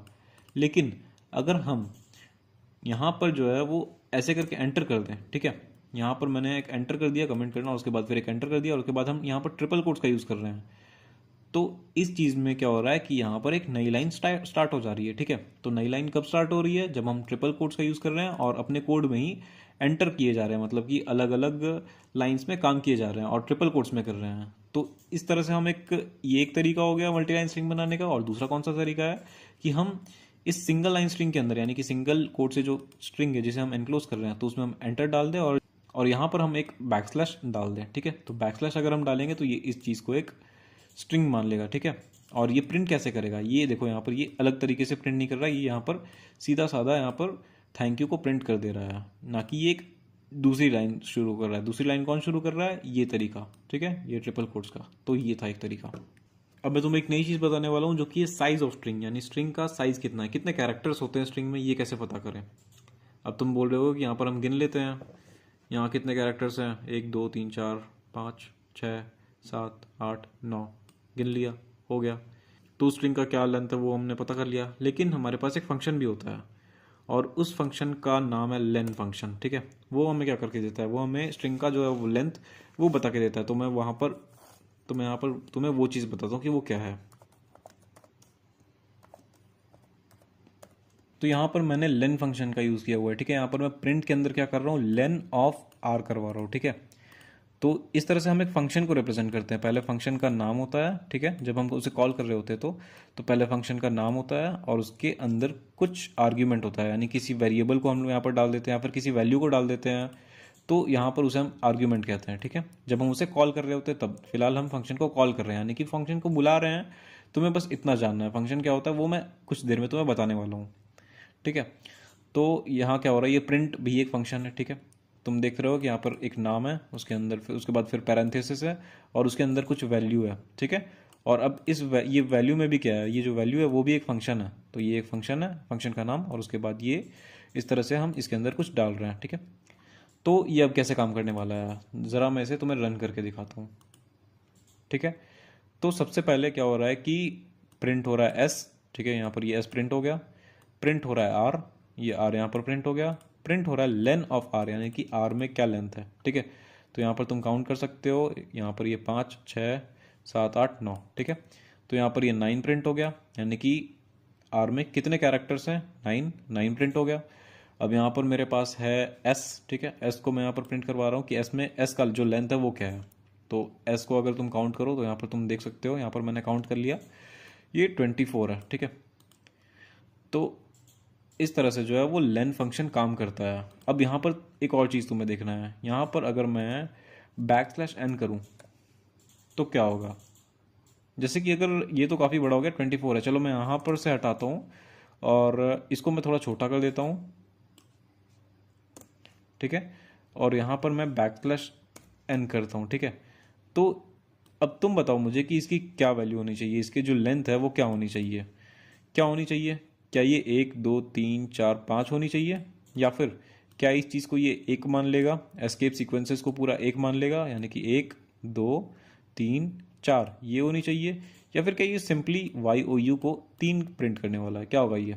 ज़रा मैं इसे रन करके देखूँ तो क्या हो रहा है, ये 4 प्रिंट कर रहा है, ठीक है। क्यों हो रहा है ऐसा, क्योंकि यहाँ पर \n जो है, यानी कि इस चीज़ को ये \n को एक एस्केप सीक्वेंस है जो कि उसको ये सिर्फ एक कैरेक्टर मान रहा है, ठीक है। तो यहाँ पर मैं अगर इसे हटा के टैब कर दूँ, यानी कि \t कर दूँ, उसके बाद करूँ तो क्या हो रहा है, ये देखो। उसके बाद यहाँ पर उसके बाद भी ये 4 हो रहा है, यानी कि चाहे यहाँ पर तुम कोई सा भी एस्केप सीक्वेंस दे दो, ये उसे एक कैरेक्टर मान लेगा, ठीक है। तो ये लेंथ होता है एस्केप सीक्वेंस का। जैसे कि मैं इसे हटा के यहाँ पर क्या करता हूँ, यहाँ पर मैंने यार्ड्स कर दिया, ठीक है, यहाँ पर मैंने यार्ड्स कर दिया। तो यहाँ पर ये थोड़ा अजीब तुम्हें बता रहा है, ऐसा क्यों बता रहा है, क्योंकि यहाँ पर मैंने एक सिंगल कोट का यूज़ किया और सिंगल कोट से ही यहाँ पर मैं शुरू कर रहा हूँ और ख़त्म कर रहा हूँ। तो यहाँ पर मुझे क्या करना होगा बताओ, यहाँ पर मुझे शुरू करना होगा इसे \/ से। तो यहाँ पर क्या होगा कि ये एक एस्केप सीक्वेंस आ गया, तो इसका जो लेंथ है वो क्या होगा, 1 2 3 4 और ये 5, उसके बाद फिर ये 6, ये यहाँ पर 6 प्रिंट होना चाहिए। ज़रा मैं इसे रन करके देखता हूँ, देखो यहाँ पर ये 6 प्रिंट करके दे रहा है मुझे। तो इस तरह से मेरा जो लेन फंक्शन है वो काम करता है। और शायद मैंने तुम्हें बताया नहीं था, तो मैं इस बार तुम्हें बता देता हूँ कि एक टाइप नाम का भी फंक्शन होता है। तो यहाँ पर मैं उसे अगर टाइप कर दूँ, सिर्फ यहाँ पर मैं टाइप लिख दूँ, तो टाइप क्या करता है कि टाइप मुझे ये बताता है कि आर जो है वो कौन से डेटा टाइप का है, ठीक है। तो यहाँ पर मैं इसे रन करूँ अगर, तो यहाँ पर मुझे ये बता रहा है कि क्लास str, यानी कि एक स्ट्रिंग डेटा टाइप का है। यहीं पर अगर मैं s में कुछ और स्टोर कर दूँ, यानी नहीं, यहाँ पर मैं r का जो टाइप है वो प्रिंट करवा रहा हूँ, तो मैं r में कुछ और स्टोर कर देता हूँ। जैसे कि मैं यहाँ पर 9 प्रिंट कर देता हूँ, 9 स्टोर कर देता हूँ। तो 9 को अगर मैं यहाँ पर रन करूँ तो यहाँ पर मुझे ये बता रहा है कि ये इंटीजर टाइप का है, ठीक है। वहीं अगर मैं 9.8 मैंने कर दिया, तो इसे मैं रन करूँ तो ये मुझे बता रहा है ये फ्लोट है, ठीक है। तो इस तरह से तुम जान सकते हो कि कोई भी वेरिएबल जो है वो कौन सा डेटा टाइप का है, ठीक है। तो ये था टाइप फंक्शन और ये था लेन फंक्शन। और अभी मैं इसे पहले ठीक कर देता हूँ, उसके बाद हम कुछ और भी देखने वाले हैं यहाँ पर। तो यहाँ पर मेरा पहले जैसा प्रोग्राम था तो वो मैंने यहाँ पर वैसा ही कर दिया है। अब मैं यहाँ पर क्या दिखाने वाला हूँ तुम्हें, यहाँ पर मैंने तुम्हें अभी तक बताया कि हम लेंथ फंक्शन को कैसे यूज़ करते हैं किसी भी वेरिएबल का लेंथ को जानने के लिए, ठीक है। लेंथ फंक्शन को कैसे यूज़ करते हैं, तो क्या होगा अगर मेरे पास ये जो स्ट्रिंग है वो मल्टी लाइन स्ट्रिंग हो, ठीक है। तो यहाँ पर मैं स्ट्रिंग को पहले छोटा कर देता हूँ, ठीक है। यहाँ पर मैंने इसे छोटा कर दिया, यानी कि ताकि हम इसे आसानी से काउंट कर पाएँ। यहाँ पर तुम देख सकते हो सिंपली यहाँ पर 3 कैरेक्टर्स हैं। तो मुझे क्या करना है कि मुझे मल्टी लाइन स्ट्रिंग्स का लेंथ जानना है, ठीक है। तो उसके लिए मैं यहाँ पर क्या करूँगा, यहाँ पर मैं सबसे पहले ट्रिपल कोट्स वाले के बारे में बता देता हूँ, ठीक है। ट्रिपल कोट है और यहाँ पर मैं इस चीज़ को हटाता हूँ, पहले यहाँ पर इस चीज़ को मैं कमेंट आउट कर देता हूँ। कमेंट आउट क्या होता है कि अगर मैं इसे कमेंट आउट कर दूँ, यानी कि कंट्रोल और फॉरवर्ड स्लैश करूँ, ये सिर्फ विजुअल स्टूडियो कोड के लिए, ठीक है। और अगर तुम किसी और आईडी में कोड कर रहे हो तो उसके लिए तुम यहाँ पर सिंपली ये हैश लगा सकते हो, ठीक है। तो यहाँ पर एक शॉर्टकट होता है कंट्रोल फॉरवर्ड स्लैश, उससे क्या होता है कि तुम्हारी कोई भी लाइन जो है वो कमेंट आउट हो जाती है। और कमेंट आउट हो रही है, तो अब यहाँ पर तुम कुछ भी लिख दो, ये हमारा जो इंटरप्रेटर है वो उस चीज़ को रन नहीं करने वाला, उस चीज़ को ये इग्नोर कर देने वाला, वो समझने नहीं वाला है। यहाँ पर तुम इसका फ़ायदा उठा सकते हो कि यहाँ पर अगर तुम लिख दो कि नीचे तुम किस चीज़ के बारे में तुमने कोड लिखा है, तो यहाँ पर तुम लिख सकते हो अ कोड अबाउट, यहाँ पर कुछ भी लिख सकते हो तुम, ठीक है। तो ये काम होता है कमेंट का, ठीक है। तो यहाँ पर मैं इसे पहले जैसा कर देता हूँ, ठीक है, और मैं यहाँ पर इसे कमेंट आउट कर देता हूँ। इस बार मैं कमेंट आउट कर रहा हूँ कैसे, इस बार मैं यहाँ पर सिंपली एक हैश का सिंबल यूज़ करने वाला हूँ। यहाँ पर मैंने ये कर दिया। या फिर एक और तरीका होता है यहाँ पर, जैसे कि अगर तुम हैश का यूज़ कर रहे हो और उसके बाद फिर तुम कमेंट लगा रहे हो, ठीक है, तो उसके बाद तुम जब न्यू लाइन पे आते हो और फिर तुमने यहाँ पर कुछ भी टाइप किया तो वो कमेंट नहीं रहता, ठीक है। तो तुम चाहते हो कि अगर तुम्हें मल्टी लाइन कमेंट्स बनाना है तो यहाँ पर तुम डायरेक्ट ट्रिपल कोट का यूज़ करो, ठीक है। उसके बाद नीचे कुछ भी लिख दो, ये सारा का सारा, उसके बाद फिर नीचे कुछ भी लिख दो, फिर नीचे कुछ भी लिख दो, ये सारा का सारा एक कमेंट हो गया, जब तक तुम ट्रिपल कोट से उसे क्लोज नहीं करते। हो गया, ये मेरा पूरा का पूरा एक कमेंट हो गया, ठीक है। तो इस तरह से कमेंट हम डाल सकते हैं। तो यहाँ पर मैं इसे एक मल्टीलाइन स्ट्रिंग बनाना चाहता हूँ, ये लो। तो यहाँ पर मैंने इसे एक मल्टीलाइन स्ट्रिंग बना दिया। तो अब अगर मैं इसका जो लेंथ है वो प्रिंट करूँ तो वो क्या आता है, यहाँ पर मैं अगर यहाँ पर लेन फंक्शन का यूज़ करूँ, ठीक है, अगर मैं यहाँ पर लेन फंक्शन का यूज़ करूँ और मैं इसे रन करूँ तो मेरे पास क्या आ रहा है, 4 आ रहा है, ठीक है। तो 4 क्यों आ रहा है, 1 2 और यहाँ पर u आ जा रहा है, ठीक है। यहाँ पर इसे 3 आना चाहिए यहाँ पर, तो ये 4 क्यों आ रहा है, ऐसा इसलिए क्योंकि हमने यहाँ पर जो एंटर किया हुआ है, हमने यहाँ पर जो एंटर किया हुआ है, तो ट्रिपल कोट्स का ये मैजिक जो कि मैंने तुम्हें बताया था कि ऑटोमेटिकली ये समझ जाएगा कि यहाँ पर एक न्यू लाइन स्टार्ट करनी है। और न्यू लाइन को ये कैसे समझता है, \n की मदद से। तो यहाँ पर तुम्हें दिख नहीं रहा है वो, लेकिन यहाँ पर वो है, क्या है, \n, और \n जो है वो एस्केप सीक्वेंस है, तो इसलिए उसे वो एक कैरेक्टर काउंट कर रहा है, यानी कि एक कैरेक्टर y हो गया, एक कैरेक्टर o हो गया, एक कैरेक्टर हमारा एस्केप सीक्वेंस जो कि \n हो गया, और उसके बाद और चौथा जो कैरेक्टर है वो u हो गया। यानी कि इस तरह से हमारे 4 कैरेक्टर्स बन गए, तो ये हमारे पास 4 आ गया।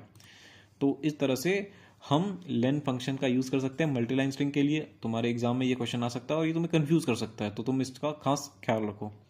और दूसरा कौन सा तरीका था कि हम एक मल्टीलाइन स्ट्रिंग बना सकें, दूसरा ये तरीका था कि अगर हम सिंगल कोट के अंदर ही लिख रहे हैं अपने स्ट्रिंग को, तो उसमें अगर हम एंटर कर दें और ऊपर में एक \, दे दें, ठीक है, तो हमारा ये मल्टीलाइन स्ट्रिंग बन गया। और हाँ, इसमें ये खास बात था कि ये जो है वो एक न्यू लाइन यहाँ पर स्टार्ट नहीं होगी, ठीक है। तो अगर मैं यहाँ पर इसे रन करूँ तो यहाँ पर ये 3 आ रहा है। क्यों ये 3 आ रहा है, क्योंकि यहाँ पर एक न्यू लाइन स्टार्ट नहीं हो रही है, यहाँ पर \n नहीं है यहाँ पर। ये इसका बस ये काम है कि ये इसे समझा है कि नीचे का जो लिखा हुआ है वो ऊपर में ही ले लो, ठीक है। यहाँ पर भले मैंने नीचे लिखा है लेकिन इसे ऊपर ले लो और एक स्ट्रिंग बना दो कंप्लीट।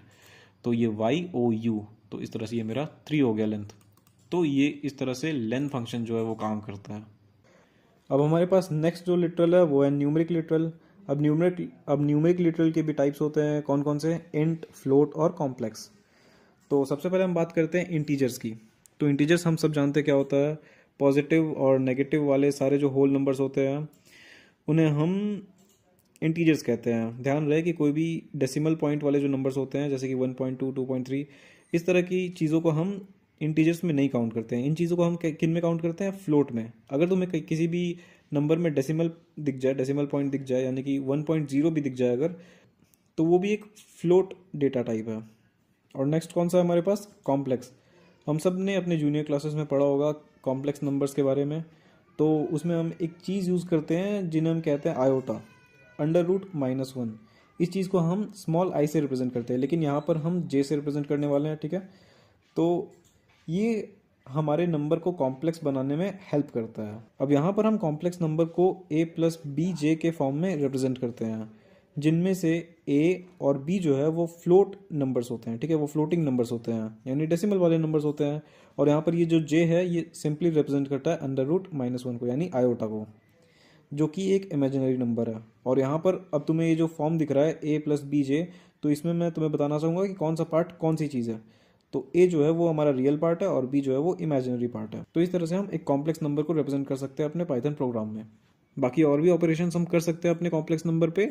अभी देखते हैं इंटीजर लिटरल्स के बारे में। अब यहाँ पर हमारे पास जो इंटीजर के लिटरल हैं, इनमें 3 टाइप्स होते हैं। सबसे पहला डेसिमल इंटीजर लिटरल। अब ये डेसिमल वो फ्लोट वाला नहीं है, वो फ्लोटिंग पॉइंट वाला ये डेसिमल नहीं है, डेसिमल पॉइंट वाला नहीं है, ये डेसिमल नंबर सिस्टम वाला डेसिमल है। जैसे हम कभी भी नॉर्मली बात करते हैं तो हम डेसिमल नंबर सिस्टम में ही बात करते हैं। जैसे कि अगर हम बोल रहे हैं कि यहाँ पॉइंट ए से पॉइंट बी का डिस्टेंस जो है वो 1 किलोमीटर है, तो यहाँ पर ये जो 1 है वो डेसिमल नंबर सिस्टम में ही है। तो इसे मुझे किसी और नंबर सिस्टम में कन्वर्ट करने की ज़रूरत नहीं है, क्योंकि डेसिमल नंबर सिस्टम ही हमारा जो है वो हम यूज़ करते हैं। अब दूसरा जो सिस्टम है वो है ऑक्टल इंटीजर लिटरल्स का। इन्हें हम कैसे रिप्रेजेंट करते हैं? इन्हें रिप्रेजेंट करने के लिए हम शुरू में ज़ीरो लगाते हैं, उसके बाद एक स्मॉल ओ लगाते हैं, और उसके बाद हमें कोई भी अपना डिजिट जो है वो लिख देते हैं। ठीक है, एग्जाम्पल तुम देख सकते हो। अब नेक्स्ट हमारे पास आता है हेक्साडेसिमल इंटीजर लिटरल। इसमें क्या होता है, इसमें अगर हमें रिप्रेजेंट करना है, यानी हेक्साडेसिमल में अगर हमें अपने नंबर को रिप्रेजेंट करना है, तो उसके लिए हम यहाँ पर सबसे पहले ज़ीरो लिखेंगे, उसके बाद एक्स लिखेंगे, और उसके बाद कोई भी हेक्साडेसिमल इंटीजर को लिख देंगे। तो इस तरह से हेक्साडेसिमल इंटीजर लिटरल का हम काम कर सकते हैं, रिप्रेजेंट कर सकते हैं। और यहाँ पर एक और बात यह है कि इन चीज़ों को उतना डेप्थ में तुम्हें जानने की कोई ज़रूरत नहीं है, यहाँ पर बहुत कम काम आने वाला है अभी, तो फिलहाल तो हमें इनका बहुत कम काम आने वाला है। अब हमारे पास है फ्लोटिंग पॉइंट लिटरल्स। इन्हें हम रियल लिटरल्स भी कहते हैं, और इन्हें हम दो तरीक़ों से रिप्रेजेंट कर सकते हैं। सबसे पहला फ्रैक्शनल फॉर्म और दूसरा एक्सपोनेंट फॉर्म। फ्रैक्शनल फॉर्म हमारा जो हम नॉर्मली यूज़ कर सकते हैं, जैसे 2.0, 17.5, -13.0, इस तरह से ये सारे जो हैं ये वैलिड हैं फ्रैक्शनल फॉर्म के लिए। और अगर मैं इनमें इनवैलिड बताऊं तो इनवैलिड कौन कौन से होते हैं, जैसे अगर तुम सिर्फ 7 लिख दो तो ये कोई फ्रैक्शनल फॉर्म है नहीं। अगर तुम 7.0 लिख दो तो वो वैलिड है, लेकिन यहाँ पर सिर्फ अगर तुम 7 लिख रहे हो तो वो कोई फ्रैक्शनल फॉर्म है नहीं। फिर तुम लिख रहे हो +17/2, ठीक है, तो यहाँ पर तुम डिवीजन इस सिंबल का यूज़ नहीं कर सकते हो, तुम्हें डायरेक्ट एक नंबर लिखना है। फिर यहाँ पर तुम देख सकते हो एक और हमारे पास एक एग्जांपल है जो कि लिखा हुआ है 17,250.262। यहाँ पर तो दो चीज़ें गलत यहाँ पर मुझे दिख रही है कि यहाँ पर तुम कॉमा किसी नंबर में यूज़ नहीं कर सकते हो। यहाँ पर हम अपने फ़ायदे के लिए यूज़ कर सकते हैं। कभी भी हम जब हम कुछ हिसाब कर रहे होते हैं तो हम अपने फ़ायदे के लिए कॉमा की यूज़ कर लेते हैं, लेकिन यहाँ पर जब हम पाइथन में काम कर रहे होंगे तो हम किसी नंबर के बीच में यहाँ पर कॉमा नहीं देंगे। और साथ में यहाँ पर तुम देख सकते हो 2 डेसिमल पॉइंट्स हैं, तो डेसिमल पॉइंट्स 2 नहीं होते, सिर्फ एक ही होते हैं। तो अभी यहाँ पर है एक्सपोनेंट फॉर्म। तो एक्सपोनेंट फॉर्म क्या होता है? एक्सपोनेंट फॉर्म को रिप्रेजेंट करने के लिए हम दो पार्ट का यूज़ करते हैं। सबसे पहला मैंटीज़ा और दूसरा एक्सपोनेंट। जैसा कि मेरे पास एक नंबर है 5.8, इन्हें हम किन किन तरह से लिख सकते हैं? इन्हें हम क्या हम इसे इस तरह से लिख सकते हैं 0.58 इंटू 10। क्या इस तरह से लिख सकते हैं? हाँ, बिल्कुल लिख सकते हैं। तो यहाँ पर तुम देख सकते हो, यहाँ पर एक चीज़ है इंटू 10 की पावर। 10 की पावर क्या है? 1 है, लेकिन फिर भी यहाँ इंटू और 10 की पावर, इस चीज़ का हम यूज़ कर रहे हैं। कोई बात नहीं, आगे देखो। तो देखो 5.8 को हमने लिखा 0.58 इंटू 10⁻1, तो इसे हम क्या लिख रहे हैं? 0.58 E01। ठीक है, यहाँ पर हम ई लिख रहे हैं। ई का मतलब क्या है? इंटू 10 की पावर, यानी कि 0.58 इंटू 10 की पावर, यहाँ पर 1 है तो यहाँ पर 0.1 लिख दिया मैंने। तो यहाँ पर मैंटीज़ा पार्ट क्या हो गया? ई के पहले जो है, यानी कि एलएचएस के साइड में जो है वो मैंटीज़ा पार्ट हो गया 0.58, और जो एक्सपोनेंट पार्ट है वो ई के आरएचएस में जो है वो एक्सपोनेंट पार्ट हो गया। ठीक है, तो यहाँ पर दो पार्ट है, तुम्हें दिख रहे होंगे। ई का मतलब है इंटू 10 की पावर, और मैंटीज़ा पार्ट जो है वो एलएचएस में है, एक्सपोनेंट पार्ट जो है वो आरएचएस में है। और यहाँ पर एक और बात कि एक्सपोनेंट को एक इंटीजर होना मस्ट है। ठीक है, अब यहाँ पर क्या क्या चीज़ें वैलिड है, क्या क्या चीज़ें इनवैलिड है, वो मैं बता देता हूँ तुम्हें। तो हमारे पास यहाँ पर कुछ वैलिड एग्जांपल्स हैं। सबसे पहला 152E05। तो यहाँ पर तुम देख सकते हो एक्सपोनेंट पार्ट जो है यहाँ पर वो एक इंटीजर है, कोई फ्लोटिंग पार्ट नहीं है यहाँ पर। फिर अगला एग्जांपल 1.52E07। तो यहाँ पर ये जो मैंटीज़ा पार्ट है ये फ्लोटिंग है, तो ये चल जाएगा। अब यहाँ पर है हमारे पास 172.E3। ठीक है, तो इसको ये बाय डिफ़ॉल्ट 172.0 ये मान लेगा, और उसके बाद E3 ये ले लेगा। और उसके बाद हमारे पास है 0.25E-4। तो यहाँ पर ये बाय डिफ़ॉल्ट इसको 0.25 मान लेगा। यहाँ पर जो मैंटीज़ा पार्ट है उसको 0.25 मान लेगा, और उसके बाद ये जो एक्सपोनेंट पार्ट है वो -4, ये तो है ही वैलिड क्योंकि ये एक इंटीजर है। फिर हमारे पास है 3.E3। तो इसको भी ये 3.0 मान लेगा, और उसके बाद E3 मान लेगा। तो 3 इंटू यानी 3.0 इंटू 10 की पावर 3 ये हो जाएगा। तो इस तरह से ये वैलिड है। अब हमारे पास कुछ इनवैलिड एग्जांपल्स भी हैं। ठीक है, तो यहाँ पर मैं तुम्हें बताता हूँ क्या है 1.7 ई। अब यहाँ पर ई के बाद मैंने कुछ लिखा नहीं है तो ये तो इनवैलिड हो गया ना, क्योंकि मैं एक्सपोनेंट पार्ट में यहाँ पर कुछ दे नहीं रहा हूँ। यहाँ पर मैंने इसे कहा है कि एक्सपोनेंट पार्ट में कुछ है और फिर मैं इसे दे नहीं रहा हूँ एक्सपोनेंट पार्ट में कुछ, तो ये तो इनवैलिड हो गया। फिर बाद में हमारे पास है 0.17 ई 2.3। यहाँ पर तुम देख सकते हो 2.3 जो कि एक इंटीजर होना चाहिए था, तो ये यहाँ पर ये इंटीजर है नहीं, ये एक फ्लोटिंग पॉइंट है। यहाँ पर एक और एग्जांपल है हमारे पास 17,225 E02। ठीक है, तो ये भी हमारा इनवैलिड एक्सपोनेंट फॉर्म हो गया, लेकिन ये कोई एरर नहीं देगा हमें। तो ये एरर क्यों नहीं देगा, मैं चाहता हूँ इस चीज़ को तुम कमेंट में लिख कर बताओ। अगर किसी को पता है तो बताओ, वरना मैं खुद कमेंट में लिख दूंगा। अब हमारे पास है बूलियन लिटरल्स। अब बूलियन भी एक हमारा एक डेटा टाइप होता है, ठीक है, और इनमें हम दो चीज़ें स्टोर कर सकते हैं, या तो ट्रू या तो फॉल्स। अब इन्हें हम किस तरह से लिखते हैं ये तुम्हें ध्यान रखना है। ट्रू अगर तुम लिख रहे हो तो उसमें तुम टी कैपिटल लिखोगे, फॉल्स लिख रहे हो तो एफ कैपिटल लिखोगे। और इन्हें हम बूलियन ट्रू और बूलियन फॉल्स भी कहते हैं। तो ये क्या बताता है हमें कि कोई एक कंडीशन जो है वो या तो ट्रू है या तो फॉल्स है। उस चीज़ को समझने के लिए या फिर प्रोग्राम में कुछ काम में लाने के लिए हम बूलियन लिटरल्स का हेल्प लेते हैं। अब हमारे पास आता है स्पेशल लिटरल नन। नन क्या है? नन हमारे पास एक ऐसी कांस्टेंट वैल्यू है जिसका मतलब है कुछ नहीं, ठीक है। अब अगर तुम चाहते हो कि तुम्हारे पास कोई एक वेरिएबल हो और उसको तुम कोई वैल्यू असाइन नहीं करना चाहते हो, लेकिन फिर भी तुम चाह रहे हो कि तुम्हारे पास उस प्रोग्राम में वो वेरिएबल रहे, तो तुम क्या करोगे? तो तुम उसको असाइन कर सकते हो नन, ठीक है। या तो तुम कुछ वैल्यू उसे असाइन कर सकते हो, या फिर अगर तुम्हें कुछ नहीं असाइन करना तो तुम नन यूज़ कर सकते हो। और भी तुम्हें बहुत ज़्यादा काम पड़ने वाला है नन लिटरल का, तो ये धीरे धीरे चीज़ें ये तुम्हें समझ आती जाएंगी। अब हमारे पास जो अगला टोकन है वो है ऑपरेटर का, ठीक है। तो ऑपरेटर्स क्या होते हैं? तो अगर मैं तुम्हें सिंपल भाषा में समझाऊं तो तुम अगर 1+2 कर रहे हो तो यहाँ पर प्लस यानी एडिशन, ये हो गया ऑपरेटर। 1/2 कर रहे हो तो ये डिवीजन का ऑपरेटर हो गया, ठीक है। तो अलग अलग तरह के ऑपरेटर होते हैं, और जिन चीज़ों पे हम ये काम परफॉर्म कर रहे होते हैं, जैसे अगर तुम ऐड कर रहे हो दो नंबर्स का, मान लेते कि तुम 1 और 3 का एडिशन कर रहे हो, तो इसमें 1 और 3 जो है वो ऑपरेंड्स हो गए, और ये जो एडिशन वाला जो है ये ऑपरेटर हो गया। तो ये होते हैं ऑपरेटर्स। अब ऑपरेटर्स जो है वो ऑपरेंड्स पे कुछ काम परफॉर्म करके हमें देते हैं, ठीक है। अब हमारे पास अलग अलग तरह के ऑपरेटर्स होते हैं। कौन कौन से ऑपरेटर्स होते हैं हम एक एक करके देखने वाले हैं। सबसे पहले यूनरी ऑपरेटर। यूनरी ऑपरेटर हम उन्हें कहते हैं जिनके लिए हमें बस एक ऑपरेंड की ज़रूरत हो, जैसे कि unary plus, unary minus, bitwise complement. फिर आते हैं बाइनरी ऑपरेटर्स। जब हमें दो ऑपरेंड्स की ज़रूरत हो तो उसे हम कहते हैं बाइनरी ऑपरेटर्स। अगर हम दो ऑपरेंड्स के बीच में कोई एक ऑपरेटर का यूज़ कर रहे हैं उन्हें हम कहते हैं बाइनरी ऑपरेटर्स। अब आते हैं अरिथमेटिक ऑपरेटर्स। अब यहाँ पर बेसिक मैथमेटिक्स में जो भी ऑपरेटर्स का तुम यूज़ करते हो, जैसे कि एडिशन का, मल्टीप्लिकेशन का, मॉड्यूलस का हम यूज़ करते हैं रिमाइंडर निकालने में, ठीक है। तो इसे भी हम देखने वाले हैं। फिर एक्सपोनेंट का, और यहाँ पर ये फ्लोर डिवीजन, ये तुमने पढ़ा नहीं होगा लेकिन मैं तुम्हें बता देता हूँ कि फ्लोर डिवीजन क्या होता है। तो जैसे कि अगर तुम कर रहे हो 3/2, ठीक है, अगर तुम 3/2 कर रहे हो तो तुम्हारे पास क्या आंसर आएगा? तुम्हारे पास आएगा 1.5। लेकिन वहीं अगर तुम 3 फ्लोर डिवीजन 2 कर रहे हो तो यहाँ पर तुम्हारे पास 1.5 नहीं आएगा, यहाँ पर तुम्हारे पास सिर्फ 1 आएगा, ठीक है। तो यहाँ पर ये जो फ्रैक्शनल फॉर्म है, फ्रैक्शनल पार्ट है उस आंसर का, उसको ये नेग्लेक्ट कर देता है, ये सिर्फ एक इंटीग्रल पार्ट में ला के देता है, ठीक है। तो अभी हम मान लेते हैं हमारे पास एक एक्सप्रेशन है जो कि है 4/10। तो इसका आंसर हम सब जानते हैं 0.4 होगा, लेकिन वहीं अगर हमारे पास 4 फ्लोर डिवीजन 10 हुआ तो इसका आंसर क्या होगा? कमेंट में लिख के बताओ। और फिर सब्ट्रैक्शन भी आ जाता है। फिर हमारे पास आता है बिटवाइज ऑपरेटर। बिटवाइज ऑपरेटर कौन कौन से होते हैं? एंड ऑपरेटर होता है, और फिर बिटवाइज एक्सक्लूसिव और होता है यानी जॉर ऑपरेटर, फिर बिटवाइज और होता है, ठीक है। तो इन्हें हम कैसे रिप्रेजेंट करते हैं? एंड को हम इस एंड वाले सिंबल से रिप्रेजेंट करते हैं, और बिटवाइज एक्सक्लूसिव और यानी जॉर को हम इस सिंबल से रिप्रेजेंट करते हैं, और को हम इस स्ट्रेट लाइन वाले सिंबल से रिप्रेजेंट करते हैं, ठीक है। और इनका यूज़ अभी तुम्हें देखने की ज़रूरत नहीं है। अब यहाँ पर हम जब प्रोग्रामिंग में आगे चीज़ें पढ़ेंगे, जैसे इफ़ एल्स वाली चीज़ें पढ़ेंगे, तो वहाँ पर मैं तुम्हें इन चीज़ों का यूज़ दिखाऊंगा और तुम्हें बहुत अच्छा लगेगा ये। फिर हमारे पास आते हैं शिफ्ट ऑपरेटर। इनमें शिफ्ट लेफ्ट और शिफ्ट राइट ऐसी चीज़ें होती हैं, ठीक है। तो अभी तुम्हें बस नाम जानना है, बाकी मैं इनका काम क्या क्या होता है वो मैं तुम्हें बहुत अच्छे तरीके से बताऊंगा। फिर आता है आइडेंटिटी ऑपरेटर। इसमें क्या आता है? इज़, और फिर आता है इज़ नॉट। अब ये इज़ और इज़ नॉट क्या है, ठीक है, कोई बात नहीं, मैं तुम्हें बताऊंगा जब हम अलग अलग तरह के डेटा टाइप्स पढ़ेंगे। अभी तक तुमने क्या पढ़ा है? नंबर्स के डेटा टाइप्स पढ़े तुमने, स्ट्रिंग्स पढ़ा है, फिर फ्लोट पढ़ा है।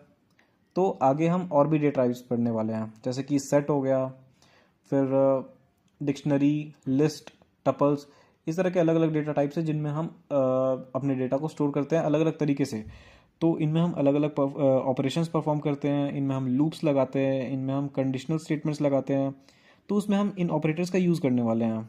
कौन कौन से? आइडेंटिटी ऑपरेटर्स, इज़ और इज़ नॉट। फिर हमारे पास आता है रिलेशनल ऑपरेटर्स। अगर तुम्हारे पास दो नंबर है तो या तो उनमें से एक बड़ा होगा या तो छोटा होगा या तो इक्वल होंगे दोनों, ठीक है। तो रिलेशनल ऑपरेटर्स यही है कि less than, greater than, less than equal to, greater than equal to और नॉट इक्वल टू। यहाँ पर दो नई चीज़ें, अगर तुम प्रोग्रामिंग के फील्ड में नए हो तो यहाँ पर तुम्हें दो चीज़ें नई दिख रही होंगी, इक्वल टू और नॉट इक्वल टू। तो इक्वल टू हम कब यूज़ करते हैं? जब भी हम किसी दो नंबर का या फिर किसी दो वेरिएबल का कंपैरिजन कर रहे हो, ठीक है। अगर हम सिंगल इक्वल टू कब यूज़ कर सकते हैं? जब हम किसी वेरिएबल में किसी चीज़ को असाइन कर रहे होते हैं तो उस वक्त हम सिंगल इक्वल टू यूज़ करते हैं। लेकिन जब हम कंपेयर कर रहे होते हैं, यानी इफ़ स्टेटमेंट में अगर हम कुछ कंपेयर कर रहे होते हैं तो उस टाइम हम डबल इक्वल टू का यूज़ करेंगे। और उसी तरह से यहाँ पर आता है नॉट इक्वल टू, ठीक है। जैसे हम सब जानते हैं कि 1 इज़ नॉट इक्वल टू 2, ठीक है। तो नॉट इक्वल टू ये है, इसे हम इस तरह से रिप्रेजेंट करते हैं, एक एक्सक्लेमेशन मार्क और उसके बाद इक्वल टू। फिर हमारे पास आता है असाइनमेंट ऑपरेटर। असाइनमेंट ऑपरेटर यहाँ पर तुम देख सकते हो इक्वल टू। यहाँ पर अभी भी मैंने तुम्हें बताया था कि अगर किसी वेरिएबल में कुछ वैल्यू अगर तुम्हें असाइन करनी है तो तुम यहाँ पर सिंगल इक्वल टू का यूज़ करोगे। इन चीज़ों को मैं तुम्हें अच्छे से बता देता हूँ, रुको। तो यहाँ पर मैंने दो फाइल बनाकर रखा हुआ है। पहला file assignment operator dot T और दूसरा है इसी का पाइथन फाइल, ठीक है। तो पाइथन फाइल में अभी तक मैंने कुछ बनाया नहीं है। यहाँ पर मैं तुम्हें बनाकर दिखाने वाला हूँ कि इसमें क्या क्या हम कैसे कैसे यूज़ करते हैं इन चीज़ों को, ठीक है। तो यहाँ पर हमारे पास सारे ऑपरेटर्स हैं, ठीक है। तो सबसे पहला है असाइनमेंट ऑपरेटर। ये पता है तुम्हें क्या होता है? कोई भी एक वेरिएबल बना लो और उसमें कुछ भी असाइन कर दो, और जैसे कि मैंने यहाँ पर इसमें 8 असाइन कर दिया। फिर मैं अगर इसे प्रिंट करा दूँ तो ये तुम जानते हो ये क्या होता है, ठीक है। तो अगर सिर्फ इक्वल टू लगा दे तो हम किसी वेरिएबल में कुछ चीज़ असाइन कर सकते हैं, ठीक है। तो यहाँ पर तुम देख सकते हो, यहाँ पर ये आउटपुट आ चुका है। तो असाइनमेंट ऑपरेटर इस तरह से काम करता है। फिर दूसरा जो है वो ये क्या करता है, ये असाइन करता है क्वोशंट को, ठीक है। अब क्वोशंट को असाइन करता है तो क्वोशंट को कैसे असाइन करवाएं? तो जैसे कि मैं यहाँ पर फिर से ए लिख रहा हूँ और इस बार मैं क्या कर रहा हूँ कि इसमें असाइन कर रहा हूँ इसका क्वोशंट, ठीक है। तो अभी तुम्हें ये समझ नहीं आ रहा होगा कि ये हो क्या रहा है यहाँ पर, ठीक है। तो ये होता क्या है? जैसे कि मैंने यहाँ पर पहले लिखा हुआ है ए इज इक्वल्स टू 8, तो यहाँ पर क्या हुआ कि ए में 8 असाइन हो गया, ठीक है। और अब क्या हो रहा है कि ए में जो भी चीज़ थी, ठीक है, ये जो लाइन है वो मेरा क्या कह रहा है? ये कह रहा है कि ए में जो भी चीज़ थी उसको डिवाइड कर दो 2 से, ठीक है। अब 8 को अगर 2 से डिवाइड करेंगे तो क्या आएगा? 4। ज़रा इसमें रन करके दिखाता हूँ। यहाँ तुम देख सकते हो ये 4 आ रहा है। और जब भी हम पाइथन में कोई भी डिवीजन करते हैं, ठीक है, तो वो ऑटोमेटिकली क्या करता है कि उस चीज़ को वो फ्लोट में कन्वर्ट करके देता है। ये पाइथन की आदत है कि वो कभी भी तुम डिवीजन वाले ऑपरेटर का यूज़ करो, अगर तुम यहाँ पर ए ना प्रिंट करके 6 डिवाइडेड बाय 3 कर दो, ठीक है, तो यहाँ पर आना चाहिए 2, लेकिन यहाँ पर ये प्रिंट करके देगा 2.0। तो ये आ गया फ्लोट में। कभी भी हम डिवीजन यूज़ करेंगे तो इस तरह से आ जाएगा। तो ये था असाइन क्वोशंट का, ठीक है, ऑपरेटर। और अब है मेरे पास प्लस का। यहीं पर अगर मैं क्वोशंट के जगह मैं प्लस कर दूँ तो क्या होगा? अब ये क्या कह रहा है? ये कह रहा है कि ए में जो भी चीज़ थी उसमें ऐड कर दो 2 को, ठीक है। मैं इसे रन करूँ तो 8 प्लस 2 क्या होता है? 10 आ गया यहाँ पर 10। फिर क्या है? Assign multiplication. यहाँ पर एडिशन की जगह मैं यहाँ पर मल्टीप्लिकेशन डाल के दिखाता हूँ मैं तुम्हें। 8 इंटू 2 16, ये भी आ गया, ठीक है। अब क्या है? असाइन रिमाइंडर, ठीक है। तो इसके जगह मैं यहाँ पर जब मैं रिमाइंडर का साइन डालूंगा तो रिमाइंडर क्या होता है कि ये क्या कह रहा है कि ए जो है, यानी कि ए में 8 है, ठीक है, तो ए को 2 से डिवाइड करने पे रिमाइंडर क्या आता है? तो अगर मैं 8 को 2 से डिवाइड करूँगा तो रिमाइंडर ऑब्वियसली 2 आएगा, ऑब्वियसली 0 आएगा। तो इसे मैं अगर रन करूँ तो यहाँ पर ये 0 आ रहा है। नेक्स्ट क्या है? डिफरेंस असाइन करने का है। तो यहाँ पर मैं यहाँ पर माइनस कर देता हूँ, ठीक है। तो ये असाइन क्या करेगा? डिफरेंस, यानी कि 8 माइनस 2 क्या हो जाएगा? 6 आ गया 6। अब क्या है? एक्सपोनेंट ऑपरेटर, ठीक है। यहाँ पर मैं एक्सपोनेंट ऑपरेटर लगाता हूँ तो ये क्या होगा कि मेरा 8 का स्क्वायर हो जाएगा, ठीक है, यानी 8 के एक्सपोनेंट में 2 डाल दो तो 8 स्क्वायर क्या होता है? 64। ज़रा मैं इसे रन करके देखता हूँ, आ गया 64। अब है मेरे पास फ्लोर डिवीजन, ठीक है। तो फ्लोर डिवीजन मैंने तुम्हें बताया क्या होता है। अगर मैं यहाँ पर फ्लोर डिवीजन लगा दूँ तो 8 को अगर 2 से डिवाइड करेंगे तो हमारे पास आना चाहिए 4, या अगर हम यहाँ पर डिवीजन ऑपरेटर यूज़ करेंगे तो हमारे पास 4.0 आएगा। लेकिन यहाँ पर मैं क्या कर रहा हूँ? फ्लोर डिवीजन कर रहा हूँ तो ये मुझे सिर्फ 4 निकाल के देगा, ठीक है। यहाँ तुम देख सकते हो यहाँ पर मेरे पास 4 आया, और यहीं अगर मैं कोई ऑड नंबर लगा दूँ यहाँ पर, जैसे कि मैं यहाँ पर 3 लगाता हूँ, ठीक है। तो अगर मैं यहाँ पर 3 लगा रहा हूँ तो क्या आना चाहिए, अगर मैं सिर्फ डिवाइड करूँ, यहाँ पर मैं 8/3 करके दिखाऊँ तुम्हें, तो क्या आना चाहिए, ये नंबर आना चाहिए, ठीक है। तो ये इसके जगह क्या ला के देगा, मेरे को सिर्फ 2 ला के देगा। मैं इसे तुम्हें दिखाता हूँ, यहाँ पर अगर मैं इसे रन करूँ तो यहाँ पर देखो ये मुझे सिर्फ 2 ला के दे रहा है। तो इस तरह से ये ऑपरेटर्स काम करते हैं। फिर आता है लॉजिकल ऑपरेटर। अब लॉजिकल ऑपरेटर्स में क्या आते हैं, लॉजिकल एंड और लॉजिकल और।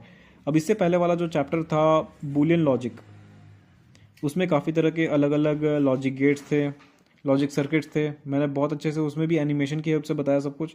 तो वो तुमने अगर नहीं देखा है तो तुम देख सकते हो, पूरा का पूरा चैप्टर वन शॉट में कवर्ड है। तो अभी ये लॉजिकल ऑपरेटर्स कौन कौन से हैं, लॉजिकल एंड और लॉजिकल और। एंड और में तो तुम्हें फ़र्क पता ही होगा, इतने बड़े हो गए होगा अभी तक तो तुम्हें पता ही होगा फ़र्क। अब आता है हमारे पास मेंबरशिप ऑपरेटर। मेंबरशिप ऑपरेटर हमारे पास दो होते हैं, एक होता है इन और दूसरा होता है नॉट इन। मतलब अगर तुमने कोई कुछ अलग अलग चीज़ों का एक लिस्ट बनाकर रखा हुआ है और तुम किसी एक चीज़ को उसमें ढूंढ रहे हो, तो या तो वो चीज़ वहाँ पर मिलेगी या तो नहीं मिलेगी। तो यहाँ पर इन और नॉट इन का यही काम है कि ये इस तरह से चीज़ों को ढूंढ के दे। अगर मिल रही है तो फिर ट्रू रिटर्न करेगा, यानी कि ट्रू बताएगा कि हाँ मिल गई है। अब हमारे पास आते हैं पंक्चुएटर्स, ठीक है। तो पंक्चुएटर्स का क्या काम होता है, अब यहाँ पर तुम जो भी सिंबल्स देख रहे हो, जैसे कि सिंगल कोट हो गया, डबल कोट या फिर हैश। हैश का तुम कब यूज़ करते हो, कमेंट्स को डालने में, ठीक है। और फिर एक बैक स्लैश हो गया, ब्रैकेट्स हो गए अलग अलग तरीके के, @ सिंबल, और फिर कॉमा, कोलोन, ये सारे जो हैं, ये सब जो भी हम यूज़ करते हैं अपने प्रोग्राम बनाने में, तो इन्हें हम पंक्चुएटर्स कहते हैं। अब हमारे पास एक और टॉपिक है, बारबोन्स ऑफ पाइथन प्रोग्राम, ठीक है। तो अब हम देखने वाले हैं बारबोन्स ऑफ पाइथन प्रोग्राम, ठीक है।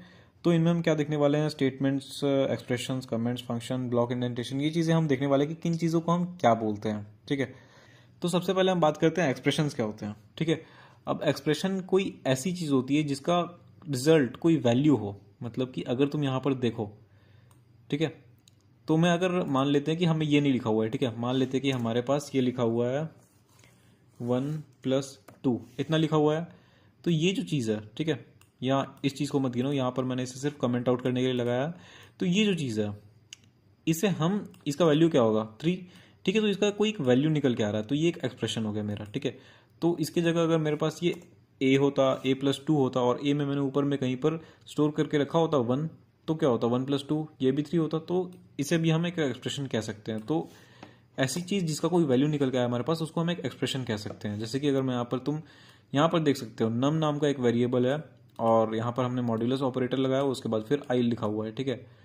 तो यहाँ पर इसका भी कोई एक वैल्यू आने वाला है, तो ये एक एक्सप्रेशन हो गया मेरा। यहाँ पर मैंने बस एक सिंपल सा एक प्रोग्राम बना कर रखा हुआ है प्राइम नंबर फाइंड करने के लिए, कि ये हम यहाँ पर कुछ एक नंबर एंटर करें और ये हमें बता के दे कि वो नंबर जो है वो प्राइम है या नहीं। तो अब हम बात करते हैं स्टेटमेंट्स के बारे में। तो स्टेटमेंट क्या होते हैं, यहाँ पर तुम्हें कोई भी एक लाइन दिख जाए जो कि ये काम करवा रहा है, जैसे कि ये क्या हो रहा है, ये एक फंक्शन को कॉल कर रहा है, ठीक है। तो ये एक स्टेटमेंट हो गया।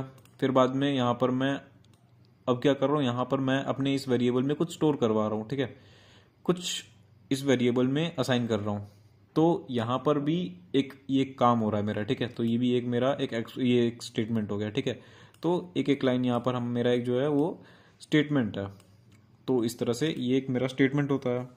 अब कमेंट्स क्या होते हैं, कमेंट्स मैंने तुम्हें बताया ऑलरेडी कि यहाँ पर से मैं हैश डाल के कुछ भी लिख दूँ तो वो एक मेरा सिंगल लाइन कमेंट हो गया, या फिर अगर मुझे मल्टी लाइन कमेंट्स डालने हैं तो यहाँ पर मैं ट्रिपल कोट्स यूज़ कर लूँगा और उसके बाद में कुछ भी लिख देता हूँ मैं, ठीक है। ये मेरा एक कमेंट हो गया, ठीक है।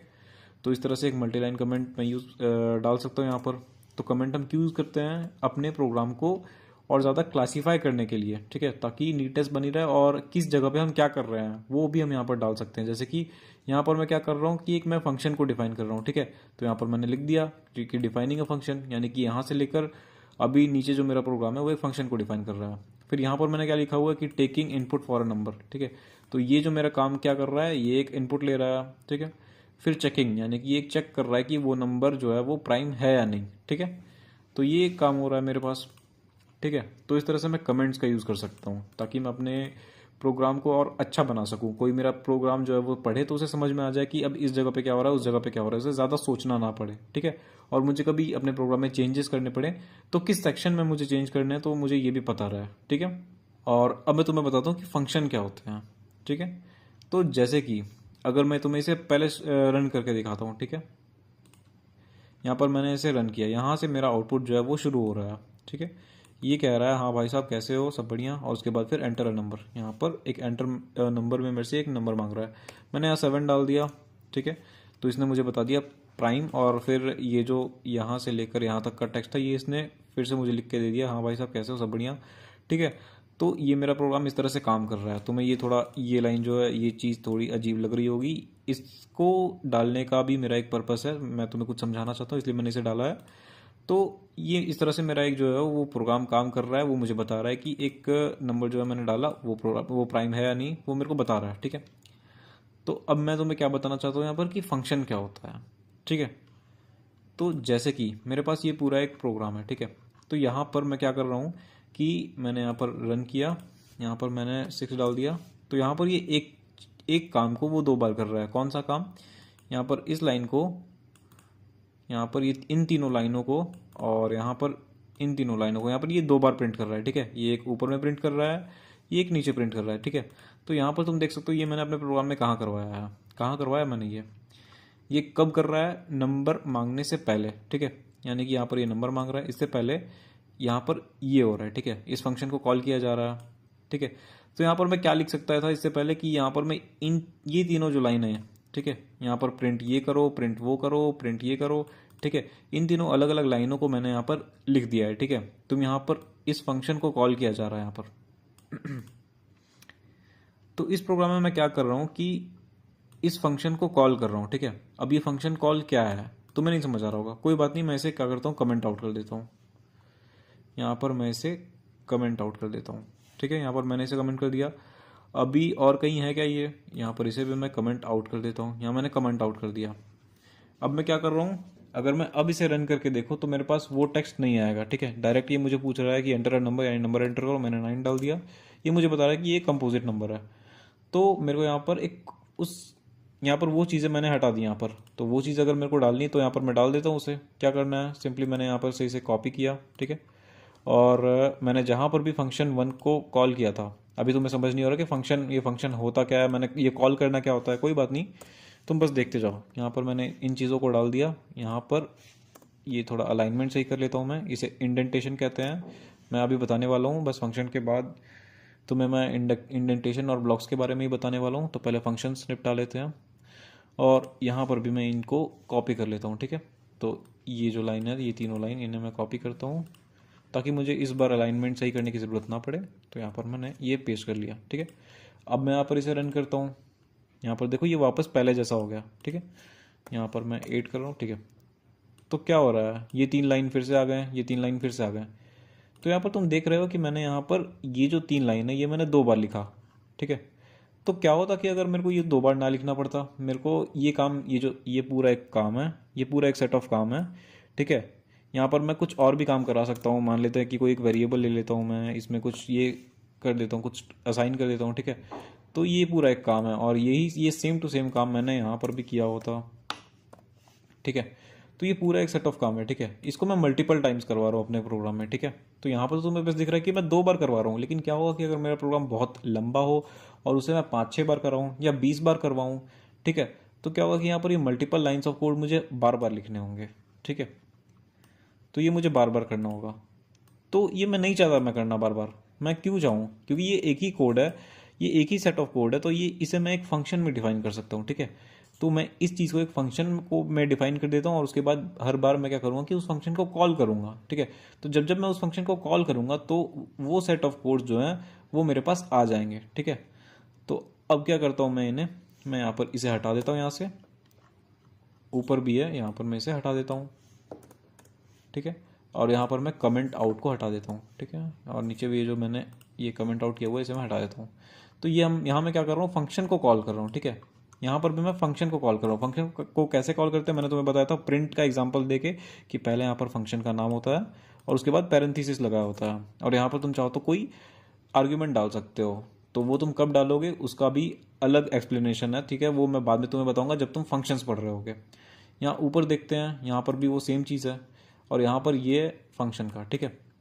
तो यहाँ पर मैंने एक फंक्शन डिफाइन किया हुआ है। फंक्शन दो तरह के होते हैं, एक यूज़र डिफाइंड फंक्शन और एक होता है प्री डिफाइंड फंक्शन। तो यूज़र डिफाइंड जैसे जो कि हम डिफाइन कर रहे हैं, ठीक है। यहाँ पर ये फंक1 नाम का पाइथन में ऑफिशियली कोई एक फंक्शन है नहीं, ये फंक्शन हम डिफाइन कर रहे हैं। हम इसमें कह रहे हैं कि अगर तुम्हें कॉल किया जाए तो तुम ये सारे काम करके दो, ठीक है। और प्री डिफाइंड फंक्शन क्या होता है, जैसे कि यहाँ पर तुम देख सकते हो ये इंट फंक्शन है, ठीक है। ये क्या करता है कि इसके अंदर कुछ भी डालो तो वो उसे इंट बना के देता है। फिर इनपुट फंक्शन है, ये क्या करता है कि ये इस चीज़ का प्रॉम्प्ट करके कोई एक इनपुट लेता है, ठीक है। और क्या होता है, जैसे कि यहाँ पर तुम देख सकते हो प्रिंट फंक्शन, जो कुछ भी इसके अंदर डालो वो उसे सिंपली प्रिंट करके देता है तुम्हें, ठीक है। तो ये सारे फंक्शंस है, ये पाइथन खुद ब खुद कर लेता है, ठीक है।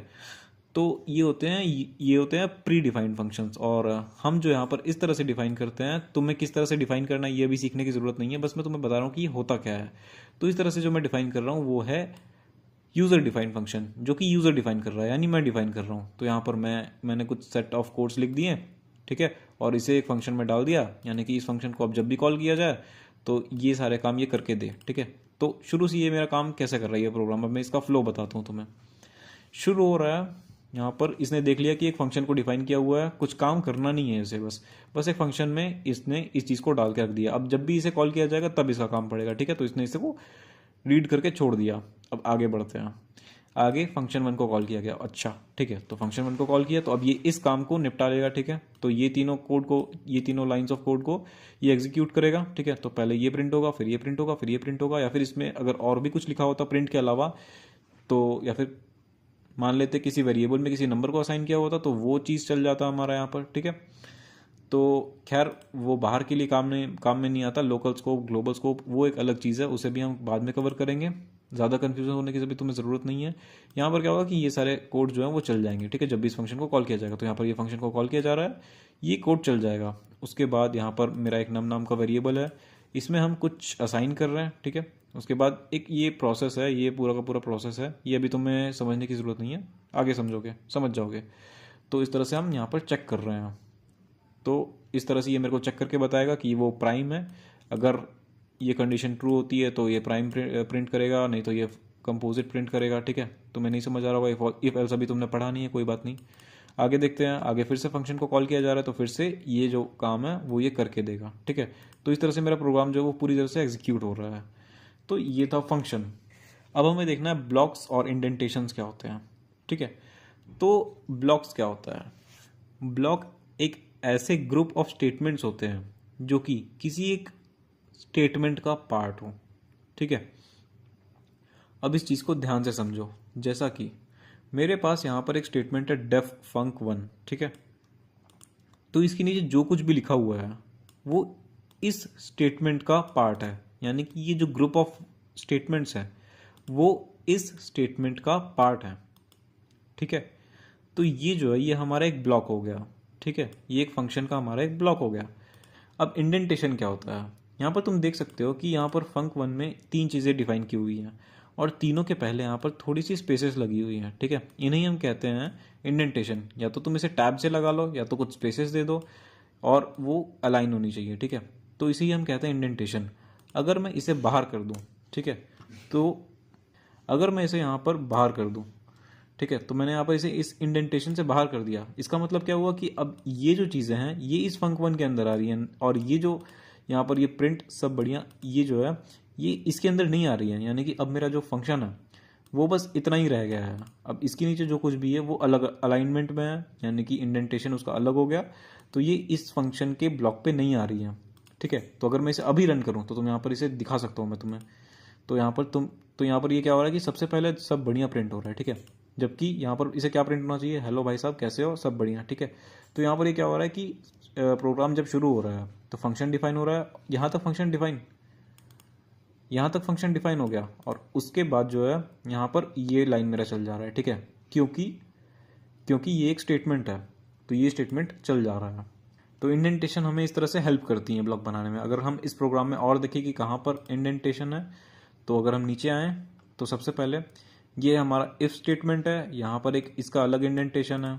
फिर हमारा एल्स स्टेटमेंट है, इसका अलग स्टेटमेंट है, इसका अलग इंडेंटेशन है, तो हम यहाँ पर ये कह सकते हैं इफ़ का ब्लॉक अलग है, एल्स का ब्लॉक अलग है, ठीक है। तो यहाँ पर ये चीज़ें जो है ये एल्स के अंदर हैं, और यहाँ पर ये चीज़ है वो इफ़ के अंदर है। और यह मुझे कैसे पता चल रहा है, इस इंडेंटेशन की मदद से पता चल रहा है, ठीक है। और यहाँ पर भी अगर हम देखें तो यहाँ पर एक ये जो कुछ भी है ये एक लूप है। खैर तुम्हें अब इतना डीप मैं नहीं पढ़ाना चाहता, तुम्हें कंफ्यूज नहीं करना चाहता। आगे मैं सब कुछ तुम्हें बहुत अच्छे से बताने वाला हूँ। अब तक मैंने तुम्हें जो कुछ भी बताया वो तुम्हें बहुत अच्छे से समझ आ रहा होगा। अब हमारे पास है वेरिएबल्स एंड असाइनमेंट का टॉपिक। वेरिएबल क्या होता है? अभी तक मैंने तुम्हें बहुत बोला है वेरिएबल वेरिएबल वेरिएबल, लेकिन ये वेरिएबल होता क्या है? तुम्हें पता होगा वेरिएबल क्या होता है, लेकिन फिर भी इसको डिफाइन कैसे करेंगे? तो देखो, अगर हम बात करें सी प्लस प्लस या फिर सी की, और वहीं अगर हम उसके अपोजिट में बात करें पाइथन की, तो यहाँ पर वेरिएबल्स का थोड़ा अलग कॉन्सेप्ट होता है। अगर हम बात करें सी प्लस प्लस या फिर सी की, तो उसमें वेरिएबल को स्टोर करने की टेक्निक को यूज़ किया जाता है। वहीं अगर हम बात करें पाइथन की, तो उसमें वेरिएबल में रेफरेंस का जो टेक्निक है उसको यूज़ किया जाता है। अगर मैं तुम्हें सी और सी प्लस प्लस के लैंग्वेज में बताऊं, उसके पर्सपेक्टिव से बताऊं, तो किस तरह से मैं एक्सप्लेन करूंगा? अगर मैं मुझे नहीं करना चाहिए, यहाँ पर मैं तुम्हें पाइथन पढ़ा रहा हूँ, लेकिन मैं यहाँ पर तुम्हें सी और सी प्लस प्लस के रेफरेंस में तुम्हें बता रहा हूँ। लेकिन मैं ऐसा क्यों कर रहा हूँ? ताकि तुम्हें अच्छे से समझ में आ जाए, ठीक है। तो सिंपली हम बात करते हैं, अगर मेरे पास एक पेन ड्राइव है और उसमें मैंने एक गाना स्टोर करके रखा हुआ है, ठीक है। तो मेरा जो पेन ड्राइव है वो क्या कर रहा है? वो एक कंटेनर हो गया सिर्फ उस गाने के लिए, ठीक है। तो उस पेन ड्राइव के अंदर मैंने उस गाने को स्टोर करके रखा हुआ है। तो ये जो मेरे पास जो पेन ड्राइव है, ठीक है, तो ये जो पेन ड्राइव है इसे मैं एक वेरिएबल का नाम दे सकता हूँ और दे सकता हूँ, ठीक है। यहाँ पर कुछ वैसा होता नहीं है, मैं तुम्हें यहाँ पर सिर्फ समझाने के लिए बोल रहा हूँ। तो ये जो पेन ड्राइव है वो मेरे वेरिएबल की तरह एक्ट कर सकता है, और उसके अंदर जो वैल्यू मैंने स्टोर करके रखी हुई है, वो जो गाना है उसे मैं वैल्यू की तरह समझ सकता हूँ, ठीक है। तो ये काम होता है वेरिएबल और वैल्यूज़ का, ठीक है। तो वेरिएबल जो है वो वैल्यू को स्टोर करके रखती है। और यहाँ पर मैं क्यों कह रहा हूँ कि स्टोर करना और रेफ़र करना अलग अलग है, तो मैं अच्छे से बताऊँगा मैं, ठीक है। लेकिन अभी नहीं, ये मैं तुम्हें तब बताऊँगा जब हम लिस्ट्स पढ़ रहे होंगे, ठीक है। तो फिलहाल के लिए तुम बस ये समझ के रख लो कि अगर हम किसी वेरिएबल में कुछ असाइन कर रहे हैं, तो वो वेरिएबल जो है वो उस चीज़ को रेफ़र कर रहा है, ठीक है। वो उस मेमोरी एड्रेस को रेफ़र कर रहा है, ना कि स्टोर कर रहा है। बस तुम्हें इसे इतना ध्यान में रखना है। अगर तुम्हें नहीं नहीं भी रखते हो इस चीज़ को ध्यान में, अगर तुम इसे सी और सी प्लस प्लस की तरह ये समझ के रखते हो कि उस चीज़ को वो स्टोर कर ले रहा है, यानी कि अगर मैं ए इक्वल्स टू 1 दे रहा हूँ और ये ए जो है वो 1 को अपने अंदर स्टोर करके रख ले रहा है, तो भी तुम अभी इतना कर सकते हो, कोई बात नहीं, अभी तुम्हें डिफ़िकल्टी नहीं आएंगी। लेकिन मैं बता रहा हूँ कि इस तरह से होता नहीं है, ठीक है। अब ये किस तरह से होता है ये मैं तुम्हें तब बताऊंगा जब हम लिस्ट पढ़ रहे होंगे, उस टाइम मैं तुम्हें बहुत अच्छी तरह से एक्सप्लेन करके बताऊंगा। और हम वेरिएबल को किन किन तरह से असाइन कर सकते हैं, तो अभी हम देखने वाले हैं कि वेरिएबल कैसे कैसे असाइन कर सकते हैं हम। तो उसके लिए मैं यहाँ पर एक नई फाइल बना लेता हूँ। यहाँ पर मैंने एक नई फाइल बना ली वेरिएबल असाइन करने के लिए। तो यहाँ पर मैं तुम्हें वो समझाने वाला हूँ। तो सिंपली अभी तक तुमने पढ़ा है कि कोई भी एक लेटर डाल दो या फिर वेरिएबल कैसे असाइन करते हैं, वेरिएबल का नाम क्या रखना है, ये रूल मैंने तुम्हें अभी तक बताया हुआ है, ठीक है। कौन कौन से रूल्स थे? जैसे कि अगर मैं यहाँ पर मैंने क्या किया कि एक वेरिएबल नाम बना लिया एच नाम का, और उसमें कुछ एक वैल्यू असाइन कर रहा हूँ। तो यहाँ पर वेरिएबल का जो नाम है उसके कुछ रूल्स होते हैं, ठीक है। क्या क्या रूल्स होते हैं? पहला, वो स्टार्ट किसी डिजिट से नहीं होना चाहिए, ठीक है। तो ये एक वेरिएबल नहीं बना मेरा, ठीक है। और अगर तुम्हें यहाँ पर मल्टीपल अगर लेटर्स हैं और डिजिट को मैं हटाता हूँ, तो अभी ये मेरा एक वेरिएबल है, ठीक है, और वेरिएबल का नाम है। और अगर मैं यहाँ पर बीच में कोई एक स्पेशल सिंबल यूज़ करता हूँ, जैसे ये यूज़ कर दिया, ठीक है, ये मेरा एक वेरिएबल नहीं बना। ये कर दिया, ये मेरा एक वेरिएबल नहीं बना। मैं कुछ भी करता हूँ ये मेरा एक वेरिएबल नहीं बनता है। लेकिन वहीं अगर मैं यहाँ पर अगर सिर्फ अंडरस्कोर डालूँ तो मेरा ये एक वेरिएबल बन जाता है, यानी कि अंडरस्कोर मैं डाल सकता हूँ। और यही अंडरस्कोर अगर मैं शुरू में डालूँ तो भी ये बन जाएगा, ठीक है। तो भी एक वेरिएबल बन चुका है। यहाँ पर अगर मैं इसे प्रिंट करके देखूँ, जैसे कि मैं यहाँ पर एक प्रिंट कर देता हूँ, ये मैंने लिया इसे, यहाँ पर मैंने इसे कॉपी कर दिया और ये मैंने इसे यहाँ पर, तो क्या ये रन होगा? मैं इसे रन करके देखता हूँ। हाँ, ये रन हो गया, यहाँ पर ये मेरे पास आ गया है, ठीक है। तो इस तरह से मैं एक वेरिएबल बना सकता हूँ। क्या और कोई रूल है? हाँ, एक और रूल है, यहाँ दो और रूल है, ठीक है। तो यहाँ पर अगर मैं इसे स्पेस डाल दूँ यहाँ पर, तो ये मेरा एक वेरिएबल नहीं बना। इसे मैं हटा देता हूँ यहाँ पर, तो ये एक वेरिएबल नहीं बना, यानी कि एक वर्ड होना चाहिए हमारा एक वेरिएबल, ठीक है। और दूसरा क्या है कि यहाँ पर मैं कोई एक कीवर्ड नहीं यूज़ कर सकता हूँ। कीवर्ड कौन कौन से जो कि रिजर्व्ड वर्ड होते हैं पाइथन में, जैसे कि फॉर, इफ़, एल्स, यानी कि अगर मैं इफ़ को यहाँ पर डाल के देखूँ, ठीक है, इफ़ डाल दिया मैंने, और यहाँ पर अगर मैं प्रिंट करूँ, प्रिंट करवाना चाहूँ,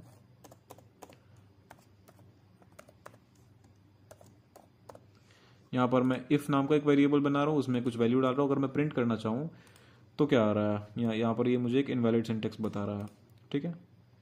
तो इस तरह से मैं एक वेरिएबल को बना सकता हूँ, और अलग अलग तरीके होते हैं वेरिएबल बनाने के, जैसे कि मैंने यहाँ पर a इज जीरो डाल दिया, ठीक है। ये एक सिंपल तरीका है। तो अब और कौन कौन से तरीके होते हैं, सबसे पहला मैं तुम्हें बताता हूँ मल्टीपल असाइनमेंट का जो तरीका है वो बताता हूँ। अगर यहाँ पर तुम्हारे पास सिर्फ एक ही जगह मल्टीपल वेरिएबल्स हैं और उनमें तुम्हें सेम चीज़ें स्टोर करनी है शुरू में, तो यहाँ पर तुम इस तरह से डाल सकते हो a is equals to B is equals to C, ठीक है। यानी कि क्या हो रहा है कि a में हम, b में, c में, तीनों में हम जीरो असाइन कर रहे हैं, ठीक है। यहाँ पर अगर तुम प्रिंट कर दो, कुछ भी प्रिंट कर दो, यहाँ पर तुम a कर दो, ठीक है, यहाँ करो, ये ज़ीरो आ गया। यहीं पर तुम b प्रिंट कर दो, उसी के नीचे तुम c प्रिंट कर दो, ठीक है। क्या आता है, 0 0 0 आ जाएगा। रन करके देखते हैं, आ गया 0 0 0। तो इस तरह से मल्टीपल असाइनमेंट्स का जो कॉन्सेप्ट है वो काम करता है। इस तरह से हम मल्टीपल वेरिएबल्स में एक चीज़ असाइन कर सकते हैं, और फिर ऐसा नहीं है कि हम यहाँ पर a इक्वल्स टू बी हमेशा रहेगा, यहाँ पर हम चाहे तो नीचे चेंज कर सकते हैं। b मैंने 9 डाल दिया, ठीक है। और अभी अगर मैं प्रिंट करना चाहूँ, प्रिंट पहले मैं a कर देता हूँ, उसके बाद फिर b कर देता हूँ, यहाँ पैरेंथेसिस छूट रहा है, ठीक है। तो मैं अगर यहाँ ये करूँ तो यहाँ पर क्या प्रिंट होगा, a में क्या आया 0 और b में हमने क्या कर दिया 9 कर दिया, ठीक है। तो 0 और 0 स्पेस 9 ये प्रिंट हो रहा है हमारा, ठीक है। यहाँ पर ये जो कॉमा है, ठीक है, ये हमारा एक सेपरेटर है, ये अलग आर्ग्यूमेंट है, ये अलग आर्ग्यूमेंट है, ये हमारा जो कॉमा है वो सेपरेटर का काम कर रहा है, यानी कि a प्रिंट होगा, ठीक है, और उसके बाद एक सेपरेटर प्रिंट होगा, ठीक है, और उसके बाद बी प्रिंट होगा, ठीक है। तो यहाँ पर तुम देख रहे हो, तुम सोच रहे हो यहाँ पर कि यहाँ पर ये जो सेपरेटर हम यूज़ कर रहे हैं वो तो कॉमा है, तो यहाँ पर ये स्पेस कैसे आ रहा है, क्योंकि ये बाय डिफ़ॉल्ट होता है, ठीक है। मैंने अभी तुम्हें क्या बताया था, प्रिंट के अंदर हम एंड डाल सकते हैं, ठीक है, जैसे कि मैंने यहाँ पर एंड डाल दिया, ठीक है। एंड में बाय डिफ़ॉल्ट क्या होता है, \n ये होता है, लेकिन इसके साथ एक और चीज़ भी होती है। क्या होता है, यहाँ पर अगर मैं यहाँ पर सेप लिखूँ, ठीक है, सेप इज इक्वल्स टू ये डालूँ और उसके बाद मैं यहाँ पर एक स्पेस डाल दूँ, फिर क्या होता है, क्या कोई चेंज आएगा। यहाँ पर देखो आउटपुट में क्या है 0 9, क्या मैं इसे अब रन करता हूँ, ठीक है, क्या कोई चेंज आया, कोई चेंज नहीं आया, क्योंकि यहाँ पर मैंने वो चीज़ें डाली है जो कि बाय डिफ़ॉल्ट इसमें रहती ही हैं, ठीक है। एंड में \n इसमें रहता ही है प्रिंट स्टेटमेंट में, और सेप यानी सेपरेटर में ये जो स्पेस है वो रहता ही है, यानी कि यहाँ पर ये जो कॉमा है इसके जगह पे ये क्या आ रहा है, स्पेस आ रहा है। तो स्पेस ऑलरेडी, ये चीज़ हमारे पास ऑलरेडी प्रिंट स्टेटमेंट में है, ठीक है। तो अगर मैं यहाँ पर इस चीज़ को यहाँ पर चेंज करके इक्वल टू कर दूँ, ठीक है, तो क्या आएगा, यहाँ पर 0 = 9 ये लिखा हुआ आएगा मेरे पास। मैं इसे रन करके दिखाता हूँ, देखो यहाँ पर क्या आ रहा है, 0 = 9। तो यहाँ पर ये 0 = 9 प्रिंट होकर आ रहा है। यहाँ पर a, b है, तो यहाँ पर ये 0 = 9 प्रिंट होकर आ रहा है। अब हम अगर मल्टीपल वेरिएबल्स में मल्टीपल वैल्यूज़ को असाइन करना चाहें तो हम क्या करेंगे, जैसे कि मैं यहाँ पर क्या करता हूँ, मैं चाहता हूँ कि एक ही लाइन में, जैसे कि मैंने यहाँ पर मान लेते कि मैंने a में 1 स्टोर कर दिया, यहाँ मैं स्टोर बोल रहा हूँ सिर्फ तुम्हें समझाने के लिए, तुम समझ लो कि मैंने असाइन बोला है, और c = 3, ठीक है। तो यहाँ पर मैंने a में 1 असाइन किया, b में 2 असाइन किया, c में 3 असाइन किया, ठीक है। ये चीज़ मैं यहाँ पर कर रहा हूँ। तो क्या मैं इसे एक लाइन में कर सकता हूँ इस पूरे काम को, हाँ मैं कर सकता हूँ। कैसे कर सकता हूँ, मैं ये दिखाता हूँ अभी तुम्हें। a, b, c, ठीक है, इक्वल्स टू 1, 2, 3, ठीक है। तो ये मैंने एक लाइन में ही क्या कर दिया कि अब a में 1 जाएगा, b में 2 जाएगा, c में 3 जाएगा। अगर मैं प्रिंट करवाऊँ तुम देख सकते हो यहाँ पर a, b, c, ठीक है। यहाँ पर मैं प्रिंट करवाऊँ तो आएगा 1 2 3, यहाँ पर तुम देख सकते हो आ गया 1 2 3। तो इस तरह से मेरा ये जो मल्टीपल असाइनमेंट है ये हो रहा है, ठीक है। यानी a में 1 जा रहा है, b में 2 जा रहा है, c में 3 जा रहा है। और क्या होगा अगर मैं यहाँ पर इसके नीचे ये लिख दूँ कि मेरे को a = यहाँ पर मैं अगर ये लिख दूँ a, b = तो यहाँ पर मैंने एक छोटा सा चेंज किया है, ठीक है। यहाँ पर पहले मैंने ये चीज़ तो असाइन किया हुआ है, उसके बाद फिर मैं ये भी कर रहा हूँ, और उसके बाद मान लेते कि मैं यहाँ पर सिर्फ मैंने यहाँ पर सी में तो कुछ चेंज किया हुआ है नहीं, तो मैं सी को हटा दे रहा हूँ यहाँ से। मैं यहाँ पर सिर्फ ए और बी को प्रिंट करवाना चाह रहा हूँ। तो इसमें क्या हो रहा है, तो यहाँ पर क्या हो रहा है, यहाँ पर तुम ध्यान से देख सकते हो, ए में 1 जा रहा है, बी में 2 जा रहा है, सी में 3 जा रहा है। और यहाँ पर क्या हो रहा है, ए में 6 जा रहा है, ठीक है। उसी तरह से बी में क्या जा रहा है, a+1, यानी 6+1 क्या हो गया, 7 हो गया, ठीक है। तो मैं भी सोच रहा हूँ कि यहाँ पर हो जाएगा 7 हो जाएगा, ठीक है। तो क्या ये 7 होगा, ज़रा इसे मैं रन करके देखता हूँ। नहीं, यहाँ पर ये 7 नहीं हुआ है, यहाँ पर ये 6 तो प्रिंट हो रहा है, यानी कि ए तो प्रिंट हो रहा है, लेकिन ये 7 की जगह मुझे 2 प्रिंट करके दे रहा है, ठीक है। यानी कि बी प्रिंट करने के जगह पे इसने मुझे क्या प्रिंट करके दिखा, इसने मुझे क्या प्रिंट करके दिया, a+1, जो कि क्या होना चाहिए, 6+1 यानी कि 7 होना चाहिए, लेकिन ये मुझे क्या प्रिंट करके दे रहा है, 2 प्रिंट करके दे रहा है। तो ये कहाँ से हो रहा है, ये यहाँ से हो रहा है, ठीक है। तो यहाँ पर ये जो b है, b में हम क्या कर रहे हैं, a+1 इस वैल्यू को असाइन कर रहे हैं, ठीक है। तो a को ये यहाँ से नहीं उठा रहा है, a में यहाँ पर ये जो 6 गया, इसको यहाँ से ये नहीं उठा रहा है, इसको ये यहाँ से उठा रहा है। a में जो 1 ऊपर में स्टोर कर रहे हैं हम लोग, तो a में यहाँ पर 1 चला गया, ठीक है। अब 1+1 यहाँ पर ये 2 हो गया, तो इस तरह से ये b में 2 असाइन करके दे रहा है, ठीक है। तो ये ऐसा क्यों हो रहा है, जबकि यहाँ पर मैंने a को 6 मैं यहाँ पर दे चुका हूँ, तो फिर ये b जो हमारा है वो a की वैल्यू को यहाँ से क्यों उठा रहा है, क्योंकि ये जो पूरी लाइन है वो एक साथ एग्जीक्यूट हो रही है, ठीक है। तो इसलिए ये काम हो रहा है, यानी कि इसके पहले जो कुछ भी था वो तो एग्जीक्यूट हो चुका है, लेकिन अब क्या हो रहा है कि अब इसके बाद जो है वो ये लाइन एग्जीक्यूट हो रही है, और ये लाइन एक बार में एग्जीक्यूट हो रही है, यानी कि एक ही बार में हो रहा है कि a में 6 जा रहा है और b में a+1 जा रहा है। तो इस तरह से ये अब तक की वैल्यूज़ को यहाँ तक मान के चलेगा और उसके बाद ये काम करेगा, ठीक है। तो ये काम हो रहा है, तो ये कन्फ्यूजन तुम्हें ना हो, इस पे क्वेश्चंस आते हैं कभी कभी, तो ये मैंने तुम्हें बता दिया। अब यहाँ पर एक और इम्पॉर्टेंट चीज़ है कि हम वेरिएबल के वैल्यूज़ को स्वैप कैसे करते हैं, यानी कि इंटरचेंज कैसे करते हैं। यानी ए की वैल्यू जो है वो मुझे बी में डालनी है और बी की जो वैल्यू है वो ए में डालनी है, ठीक है। तो वो कैसे होगा, सिंपल है। यहाँ पर मैं ये लिख सकता हूँ, जैसे कि मैं अगर मैं यहाँ पर सिंपल प्रिंट कर रहा हूँ, ए में यहाँ पर पहले ऑलरेडी क्या है, 1 है, बी में 2 है। अगर मैं इसे रन कर रहा हूँ तो यहाँ पर 1 स्पेस 2 ये मेरा आउटपुट स्क्रीन में आ गया। लेकिन अगर मैं यहाँ पर ये करूँ 1 कॉमा, तो इससे क्या हो रहा है कि ए में बी असाइन हो रहा है और बी में ए असाइन हो रहा है। अब अगर मैं इसे रन करके देखूँ तो यहाँ पर ये मेरा 2 स्पेस 1 ये आउटपुट आ रहा है, ठीक है। यहाँ पर ये तुम देख सकते हो। तो इस तरह से मैं स्वैप कर सकता हूँ। स्वैप करने के और भी तरीके हैं, जैसे कि मैं एक अलग वेरिएबल बना सकता हूँ। जैसे कि अगर मैं एक न्यू वेरिएबल लेता हूँ, ठीक है, यहाँ पर मैंने सी लिख दिया, ठीक है।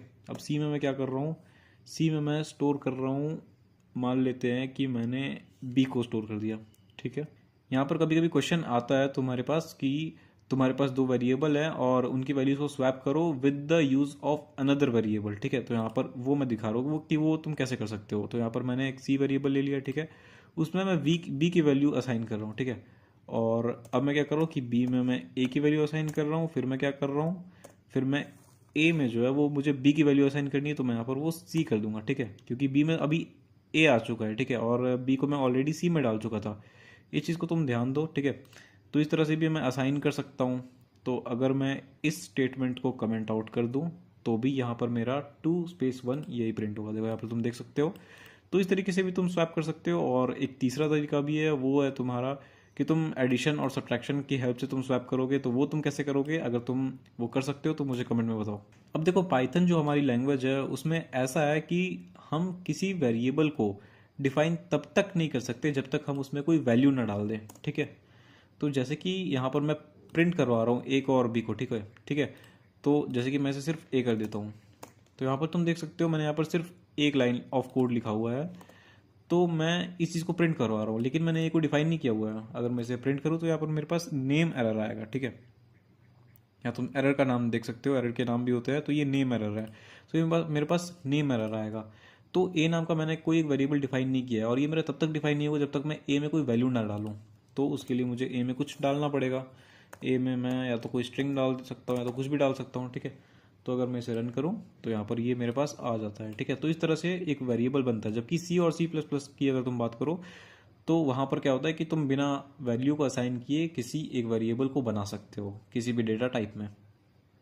अब पाइथन में जो है वो हमारी डायनेमिक टाइपिंग यूज़ होती है, ठीक है। डायनेमिक टाइपिंग क्या होती है कि अगर हम एक कोड बना रहे हैं, ठीक है, तो उसमें कभी भी हम किसी भी वेरिएबल का डेटा टाइप भी चेंज कर सकते हैं। जैसे कि मैंने यहाँ पर ए बनाया हुआ है, ठीक है, उसमें मैंने स्ट्रिंग स्टोर किया हुआ है। अब मैं यहाँ पर कुछ लाइन्स ऑफ कोड लिख रहा हूँ, कुछ लिख रहा हूँ मैं।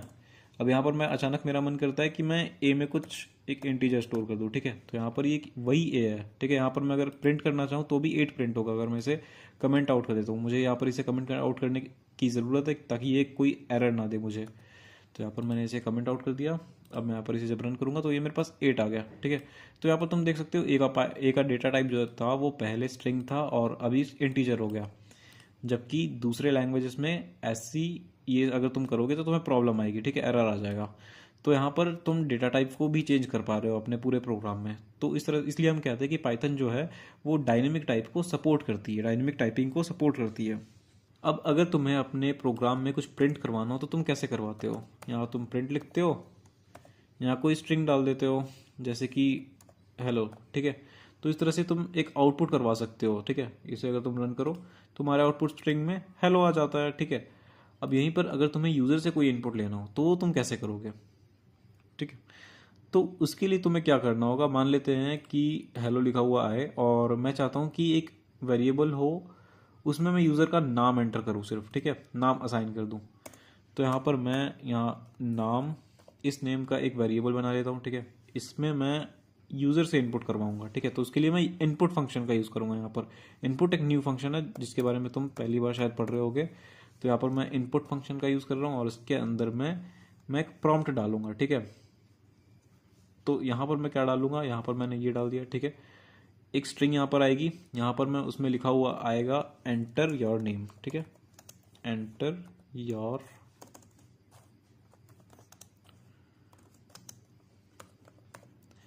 योर नेम और ये कोलोन मैं इस तरह से सजा के लिखता हूँ, ठीक है। ये काम आएगा तुम्हें, तुम भी इसे कॉपी कर सकते हो, ठीक है। तो यहाँ पर मैंने इस तरह से नाम, इस नेम का एक वेरिएबल बना लिया और उसमें मैं क्या कर रहा हूँ कि ये प्रॉम्प्ट डाल रहा हूँ, ठीक है। यानी कि पहले ये मेरा प्रिंट होगा हेलो और उसके बाद फिर ये प्रिंट होगा, यहाँ पर इसके अंदर इनपुट के अंदर जो लिखा हुआ है ये प्रिंट होगा और उसके बाद यूज़र को कुछ एंटर करना पड़ेगा, ठीक है। और वो यूज़र जो एंटर करेगा वो इस वेरिएबल में असाइन हो जाएगा। यानी कि अगर मैं इसके बाद प्रिंट करवाना चाहूँ कि योर नेम इज़, ठीक है, और उसके बाद मैं यहाँ पर एक कॉमा देके मैंने यहाँ पर नाम लिख लिया, ठीक है। तो अभी क्या होगा, पहले हेलो प्रिंट होगा, ये लो हेलो प्रिंट हो गया। उसके बाद मेरे पास लिखा हुआ आ रहा है एंटर योर नेम, यहाँ पर मैं नाम प्रिंट करता हूँ, नाम एंटर करता हूँ, ठीक है। मैंने यहाँ पर नाम एंटर कर दिया। अब ये मेरे को खुद बता रहा है कि तुम्हारा नाम ये है, ठीक है। तो ये कैसे हो रहा है, पहले ये हेलो प्रिंट कर रहा है, यहाँ पर इनपुट फंक्शन से ये मेरा नाम मेरे से पूछ रहा है, ठीक है। इस तरह से ये इसने मेरे से नाम पूछा, यहाँ पर ये पूछ लिया और जो कुछ भी मैंने यहाँ पर एंटर किया, ठीक है, यहाँ पर मैंने जो कुछ भी एंटर किया वो इस वेरिएबल में चला गया और फिर यहाँ पर जो प्रिंट हो रहा है योर नेम इज़ और फिर इस वेरिएबल को मैंने यहाँ पर डाल दिया, ठीक है। तो योर नेम इज़ राजनाथ, इस तरह से ये प्रिंट हो गया। तो इस तरह से मेरा इनपुट फंक्शन काम कर रहा है। लेकिन यहाँ पर तुम एक चीज़ ध्यान दो कि यहाँ पर मैंने स्ट्रिंग के फॉर्मेट में अपना नाम डाला है, ठीक है। अब नाम है तो वो स्ट्रिंग के फॉर्मेट में ही होगा, जाहिर सी बात है। लेकिन क्या होगा कि अगर मुझे कोई नंबर प्रिंट करवाना हो या फिर मेरे को कोई फ्लोटिंग नंबर मेरे को यहाँ पर इनपुट करवाना हो तो मैं क्या करूँगा, ठीक है।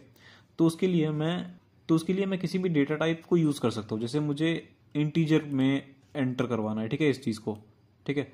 तो उसके लिए मैं क्या करूँगा कि यहाँ लिखूंगा, मैं इंट फंक्शन का यूज़ करूँगा। यहाँ पर मैंने इंट लिखा और इस चीज़ को इसके अंदर डाल दिया, ठीक है। तो यहाँ पर तुम देख सकते हो ये जो पूरी चीज़ है वो इंट के अंदर है, ठीक है। यानी कि अब ये इसकी जो वैल्यू जो भी आएगी वो इंट में कन्वर्ट हो जाएगी, ठीक है। तो यहाँ पर अगर मैं एंटर योर नेम करूँ, ठीक है, तो एंटर योर नेम करूँ, यहाँ पर मैं कुछ जे डालता हूँ, ठीक है। तो जे तो कोई इंटीजर है नहीं, यहाँ पर मैं एंटर करूँगा तो ये मेरे को एरर दे रहा है, ठीक है। जाहिर सी बात है क्योंकि यहाँ पर मैंने इंटीजर में कन्वर्ट कर रहा हूँ यहाँ पर इसको, तो इंटीजर को कन्वर्ट तो हो नहीं पाएगा। अब जे तो इंटीजर में कन्वर्ट हो नहीं पाएगा ना। यहाँ पर एंटर योर नेम पूछ रहा है, अब मैं यहाँ पर सिर्फ वाई लिखूँ, यहाँ पर ये भी। तो यहाँ पर मैं क्या कर रहा हूँ कि नाम में 78 यानी 78 मैंने लिख दिया, ठीक है। योर नेम इज़ 78 ये लिखा हुआ आ रहा है, ठीक है। तो इस तरह से तुम डेटा टाइप का यहाँ पर यूज़ कर सकते हो उस डेटा टाइप में इनपुट लेने के लिए। और तुम्हें अगर स्ट्रिंग में चाहिए तो तुम्हें स्ट्रिंग लिखने की ज़रूरत नहीं है, बाय डिफ़ॉल्ट ये स्ट्रिंग में होता है। अगर तुम्हें लिखना भी है तो तुम यहाँ पर str लिख दो। अब ज़रा मैं यहाँ पर इसे रन करके देखता हूँ। तो अगर मैं यहाँ पर डाल दूँ अपना नाम, तो यहाँ पर इस तरह से काम कर रहा है, ठीक है। तो यहाँ पर str मैंने यहाँ पर फंक्शन यूज़ किया हुआ है, स्ट्रिंग फंक्शन। तुम यहाँ पर फ्लोट यूज़ कर सकते हो, उसमें तुम्हारा फ्लोट इनपुट आएगा। लेकिन यहाँ पर मुझे स्ट्रिंग लिखने की ज़रूरत नहीं है, क्योंकि स्ट्रिंग जो है वो बाय डिफ़ॉल्ट स्ट्रिंग ही होता है यहाँ पर, ठीक है। ये बाय डिफ़ॉल्ट हमारा इनपुट जो है वो स्ट्रिंग में आता है। और एक और चीज़ है यहाँ पर, कौन सी चीज़ है, इवैल। अगर मैं यहाँ पर इवैल लिख दूँ, इवैल एक फंक्शन है, ठीक है। वो क्या करेगा, अपने आप डिटेक्ट करना चाहेगा तुमने जो इनपुट डाला है वो किस डेटा टाइप को, वो किस डेटा टाइप का है, उस डेटा टाइप को वो इवैल करेगा और उसके बाद उस वेरिएबल में असाइन करेगा, ठीक है। तो ये इवैल क्या होता है, ज़रा मैं इसे रन करके दिखाता हूँ तुम्हें। Enter your name. अगर मैं यहाँ पर 7 डालूँ तो क्या होगा, ठीक है, इसने 7 पकड़ लिया, अच्छी बात है। अगर मैं यहाँ पर RAJNATH, ठीक है, यहाँ पर मैंने अपना नाम डाला, अभी क्या होगा देखो, ये मुझे एक एरर दे रहा है, ठीक है। ये एरर क्यों दे रहा है, क्योंकि जब भी हम कोई नंबर डालते हैं, ठीक है, तो उसे मुझे बताने की ज़रूरत नहीं पड़ती कि ये एक नंबर है, डायरेक्ट मैं उस नंबर को डाल देता हूँ। उसे मुझे कोई किसी डबल कोट्स में डालने की ज़रूरत नहीं पड़ती। अगर वो स्ट्रिंग होता है उस वक्त मुझे डबल कोट में डालने की ज़रूरत होती है अपने प्रोग्राम में, ठीक है। तो फिलहाल तो मैंने ये नंबर डाला हुआ है, ठीक है, तो नंबर को मैं ऐसे ही डाल सकता हूँ, ये आ सकता है। लेकिन अगर मुझे इसे ये बताना है, इस इनपुट वाले को ये बताना है कि मैं जो इनपुट करने वाला हूँ वो एक स्ट्रिंग है, तो मुझे उसे वो देना भी पड़ेगा स्ट्रिंग के फॉर्मेट में। तो मैंने यहाँ पर ये जो लिखा है ये एक स्ट्रिंग के फॉर्म में दे दिया। अब मैं यहाँ पर एंटर करूँगा तो ये सिंपली मेरा नाम जो है वो आ गया, ठीक है। तो इवैल क्या करता है कि तुम्हारे फॉर्मेट को पकड़ता है, ठीक है। तुमने जो इनपुट किया है उस फॉर्मेट को वो पकड़ेगा और फिर उस चीज़ को समझ के इस वेरिएबल में असाइन कर देगा। इसका मैं एक और एग्जांपल देना चाहूँगा, जैसे कि यहाँ पर अगर मैं फ्लोटिंग नंबर डालूँ, ठीक है, यहाँ पर मैं फ्लोटिंग नंबर डालूँ जैसे कि 7.6, ये मैंने कर दिया। यहाँ एंटर करने के बाद ये आ रहा है, ठीक है। तो तुम्हें कैसे पता चलेगा कि ये 7.6 इसने किस फॉर्म में स्टोर किया हुआ है, स्ट्रिंग के फॉर्मेट में या फिर क्या क्या किस फॉर्मेट में। तो उसके लिए यहाँ पर टाइप फंक्शन का हम यूज़ कर सकते हैं। यहाँ पर मैं लिख देता हूँ योर डेटा टाइप इज़, ठीक है, योर डेटा टाइप इज़, और यहाँ पर मैं लिखता हूँ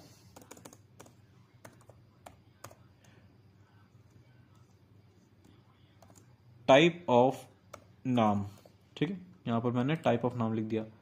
अब मैं यहाँ पर इसे फिर से रन करूँ तो यहाँ पर मैं क्या करता हूँ कि मैं यहाँ पर डाल देता हूँ 8, ठीक है। मैंने 8 डाला, 8 आ गया और यहाँ पर मेरे को डेटा टाइप इंटीजर बता रहा है, ठीक है।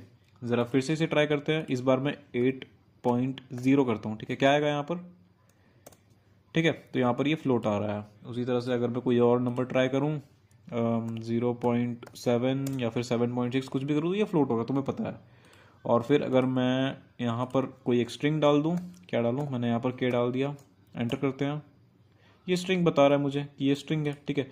तो ये वैल फंक्शन मेरे इनपुट देने के बिहेवियर को पकड़ रहा है, ठीक है, उस फॉर्मेट को पकड़ रहा है और फिर ये खुद ही पता कर रहा है कि ये क्या है, ठीक है। तो इस तरह से इवैल फंक्शन जो है वो काम में आता है। और यहाँ पर अगर तुम ये करो, ठीक है, यहाँ पर मैं क्या कर रहा हूँ कि यहाँ पर मैं अगर स्ट्रिंग में इनपुट दूँ, जैसे कि अगर मैं इसे फिर से रन करता हूँ, ठीक है, तो यहाँ पर मैं इसे रन करता हूँ, तो मैं अगर इसे इनपुट दूँ तो यहाँ पर अगर मैं इसे इनपुट दूँ जे और \n k, ये लिख दिया मैंने और ये एक स्ट्रिंग बन गया, ठीक है। तो क्या होगा, ये \n क्या यहाँ पर एस्केप सीक्वेंस की तरह काम करेगा या नहीं करेगा, करेगा। एंटर करता हूँ, यहाँ पर तुम देख सकते हो यहाँ ये जे ऊपर आया और के नीचे आया, क्योंकि ये एक स्ट्रिंग है, ठीक है। तो ये इस बिहेवियर को पकड़ रहा है, मैंने अभी भी तुम्हें बताया। तो इवैल फंक्शन काफ़ी इंपॉर्टेंट फंक्शन है। अभी तो तुम्हें ज़्यादा काम इसका नहीं पड़ रहा हो, लेकिन जब तुम आगे लिस्ट और tuple sets in data types के बारे में पढ़ोगे तब तुम्हें काम पड़ेगा ये, ठीक है। तो इस तरह से इवैल फंक्शन का हम काम कर सकते हैं। और यहाँ पर मुझे बस एक बात और बतानी है कि प्रिंट फंक्शन में हम किस तरह से आर्ग्यूमेंट्स डाल सकते हैं। अभी तक मैंने तुम्हें सब बता ही दिया है, जब मैं तुम्हें प्रोग्राम बता रहा था तब मैं तुम्हें सब कुछ बता दिया है। एंड कैसे करें, सेपरेटर कैसे यूज़ करें, ठीक है। तो यहाँ पर जैसे कि मैं यहाँ ये करता हूँ, यहाँ पर मैंने एक नई स्ट्रिंग डाल दी, ठीक है।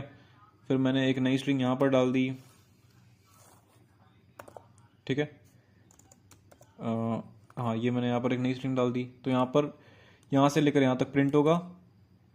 फिर यहाँ पर ये सेपरेटर, यहाँ पर बाय डिफ़ॉल्ट क्या होता है, स्पेस होता है, इसलिए यहाँ पर स्पेस आ जाएगा, फिर हेलो प्रिंट होगा, फिर यहाँ पर स्पेस आ जाएगा, फिर हाई प्रिंट होगा। ज़रा मैं इसे करके देखूँ, ये तुम देख सकते हो, ये मैंने जिस तरह से बोला उस तरह से ये प्रिंट हो गया है। और अगर मैं चाहूँ तो यहाँ पर मैं सेपरेटर को चेंज कर सकता हूँ, सेप इक्वल्स टू, यहाँ पर क्या करना है मेरे को, मैं चाहूँ तो यहाँ पर सेपरेटर में 3 डाल सकता हूँ, ठीक है, और वो मैंने स्ट्रिंग के फॉर्मेट में डाला है, ठीक है। तो अब मैं इसे रन करके देखता हूँ, ठीक है। तो यहाँ पर तुम देख सकते हो जहाँ जहाँ कॉमा है वहाँ वहाँ 3 आ गया है, ठीक है। और यहाँ पर अगर मैं कोई एक वेरिएबल डाल दूँ, ठीक है, जैसे कि मैंने यहाँ पर a इक्वल्स टू 9 लिख दिया, तो यहाँ पर मैं चाहता हूँ कि बीच में एक वेरिएबल डाल दूँ, ठीक है। तो यहाँ पर लिखा हुआ आएगा your data type is space, नहीं, यहाँ पर लिखा हुआ आएगा योर डेटा टाइप इज़, उसके बाद यहाँ पर स्पेस तो आएगा नहीं क्योंकि सेपरेटर 3 है, तो यहाँ पर लिखा आएगा योर डेटा टाइप इज़ 3, फिर आएगा 9 यानी योर डेटा टाइप इज़ 39, फिर 3 यानी 393 हेलो 3 हाय, ठीक है। ज़रा मैं इसे रन करके देखूँ तो ये जिस तरह से मैंने बोला उस तरह से आ गया है, ठीक है। और तुम्हें पता होगा कि यहाँ पर by default end equals to \n लगा हुआ रहता है, ठीक है। तो यहाँ पर इसके नीचे यहाँ पर मैं अगर कोई एक प्रिंट में डाल दूँ कुछ, जैसे कि यहाँ पर मैंने कुछ भी डाल दिया, तो यहाँ पर कोई एक चेंज नहीं आने वाला, ठीक है। तो बाय डिफ़ॉल्ट यहाँ पर \n रहता ही है। अगर मैं इस \n को चेंज कर दूँ यहाँ पर और यहाँ पर एक स्पेस डाल दूँ, तो यहाँ पर यहाँ तक प्रिंट होने के बाद एक स्पेस आएगा और उसके बाद ये चीज़ प्रिंट होगा, ठीक है। यहाँ पर मैं कोई और कैरेक्टर डाल सकता हूँ, चाहे तो मैं कोई एक पैराग्राफ भी डाल सकता हूँ, मैं कुछ भी डाल सकता हूँ यहाँ पर।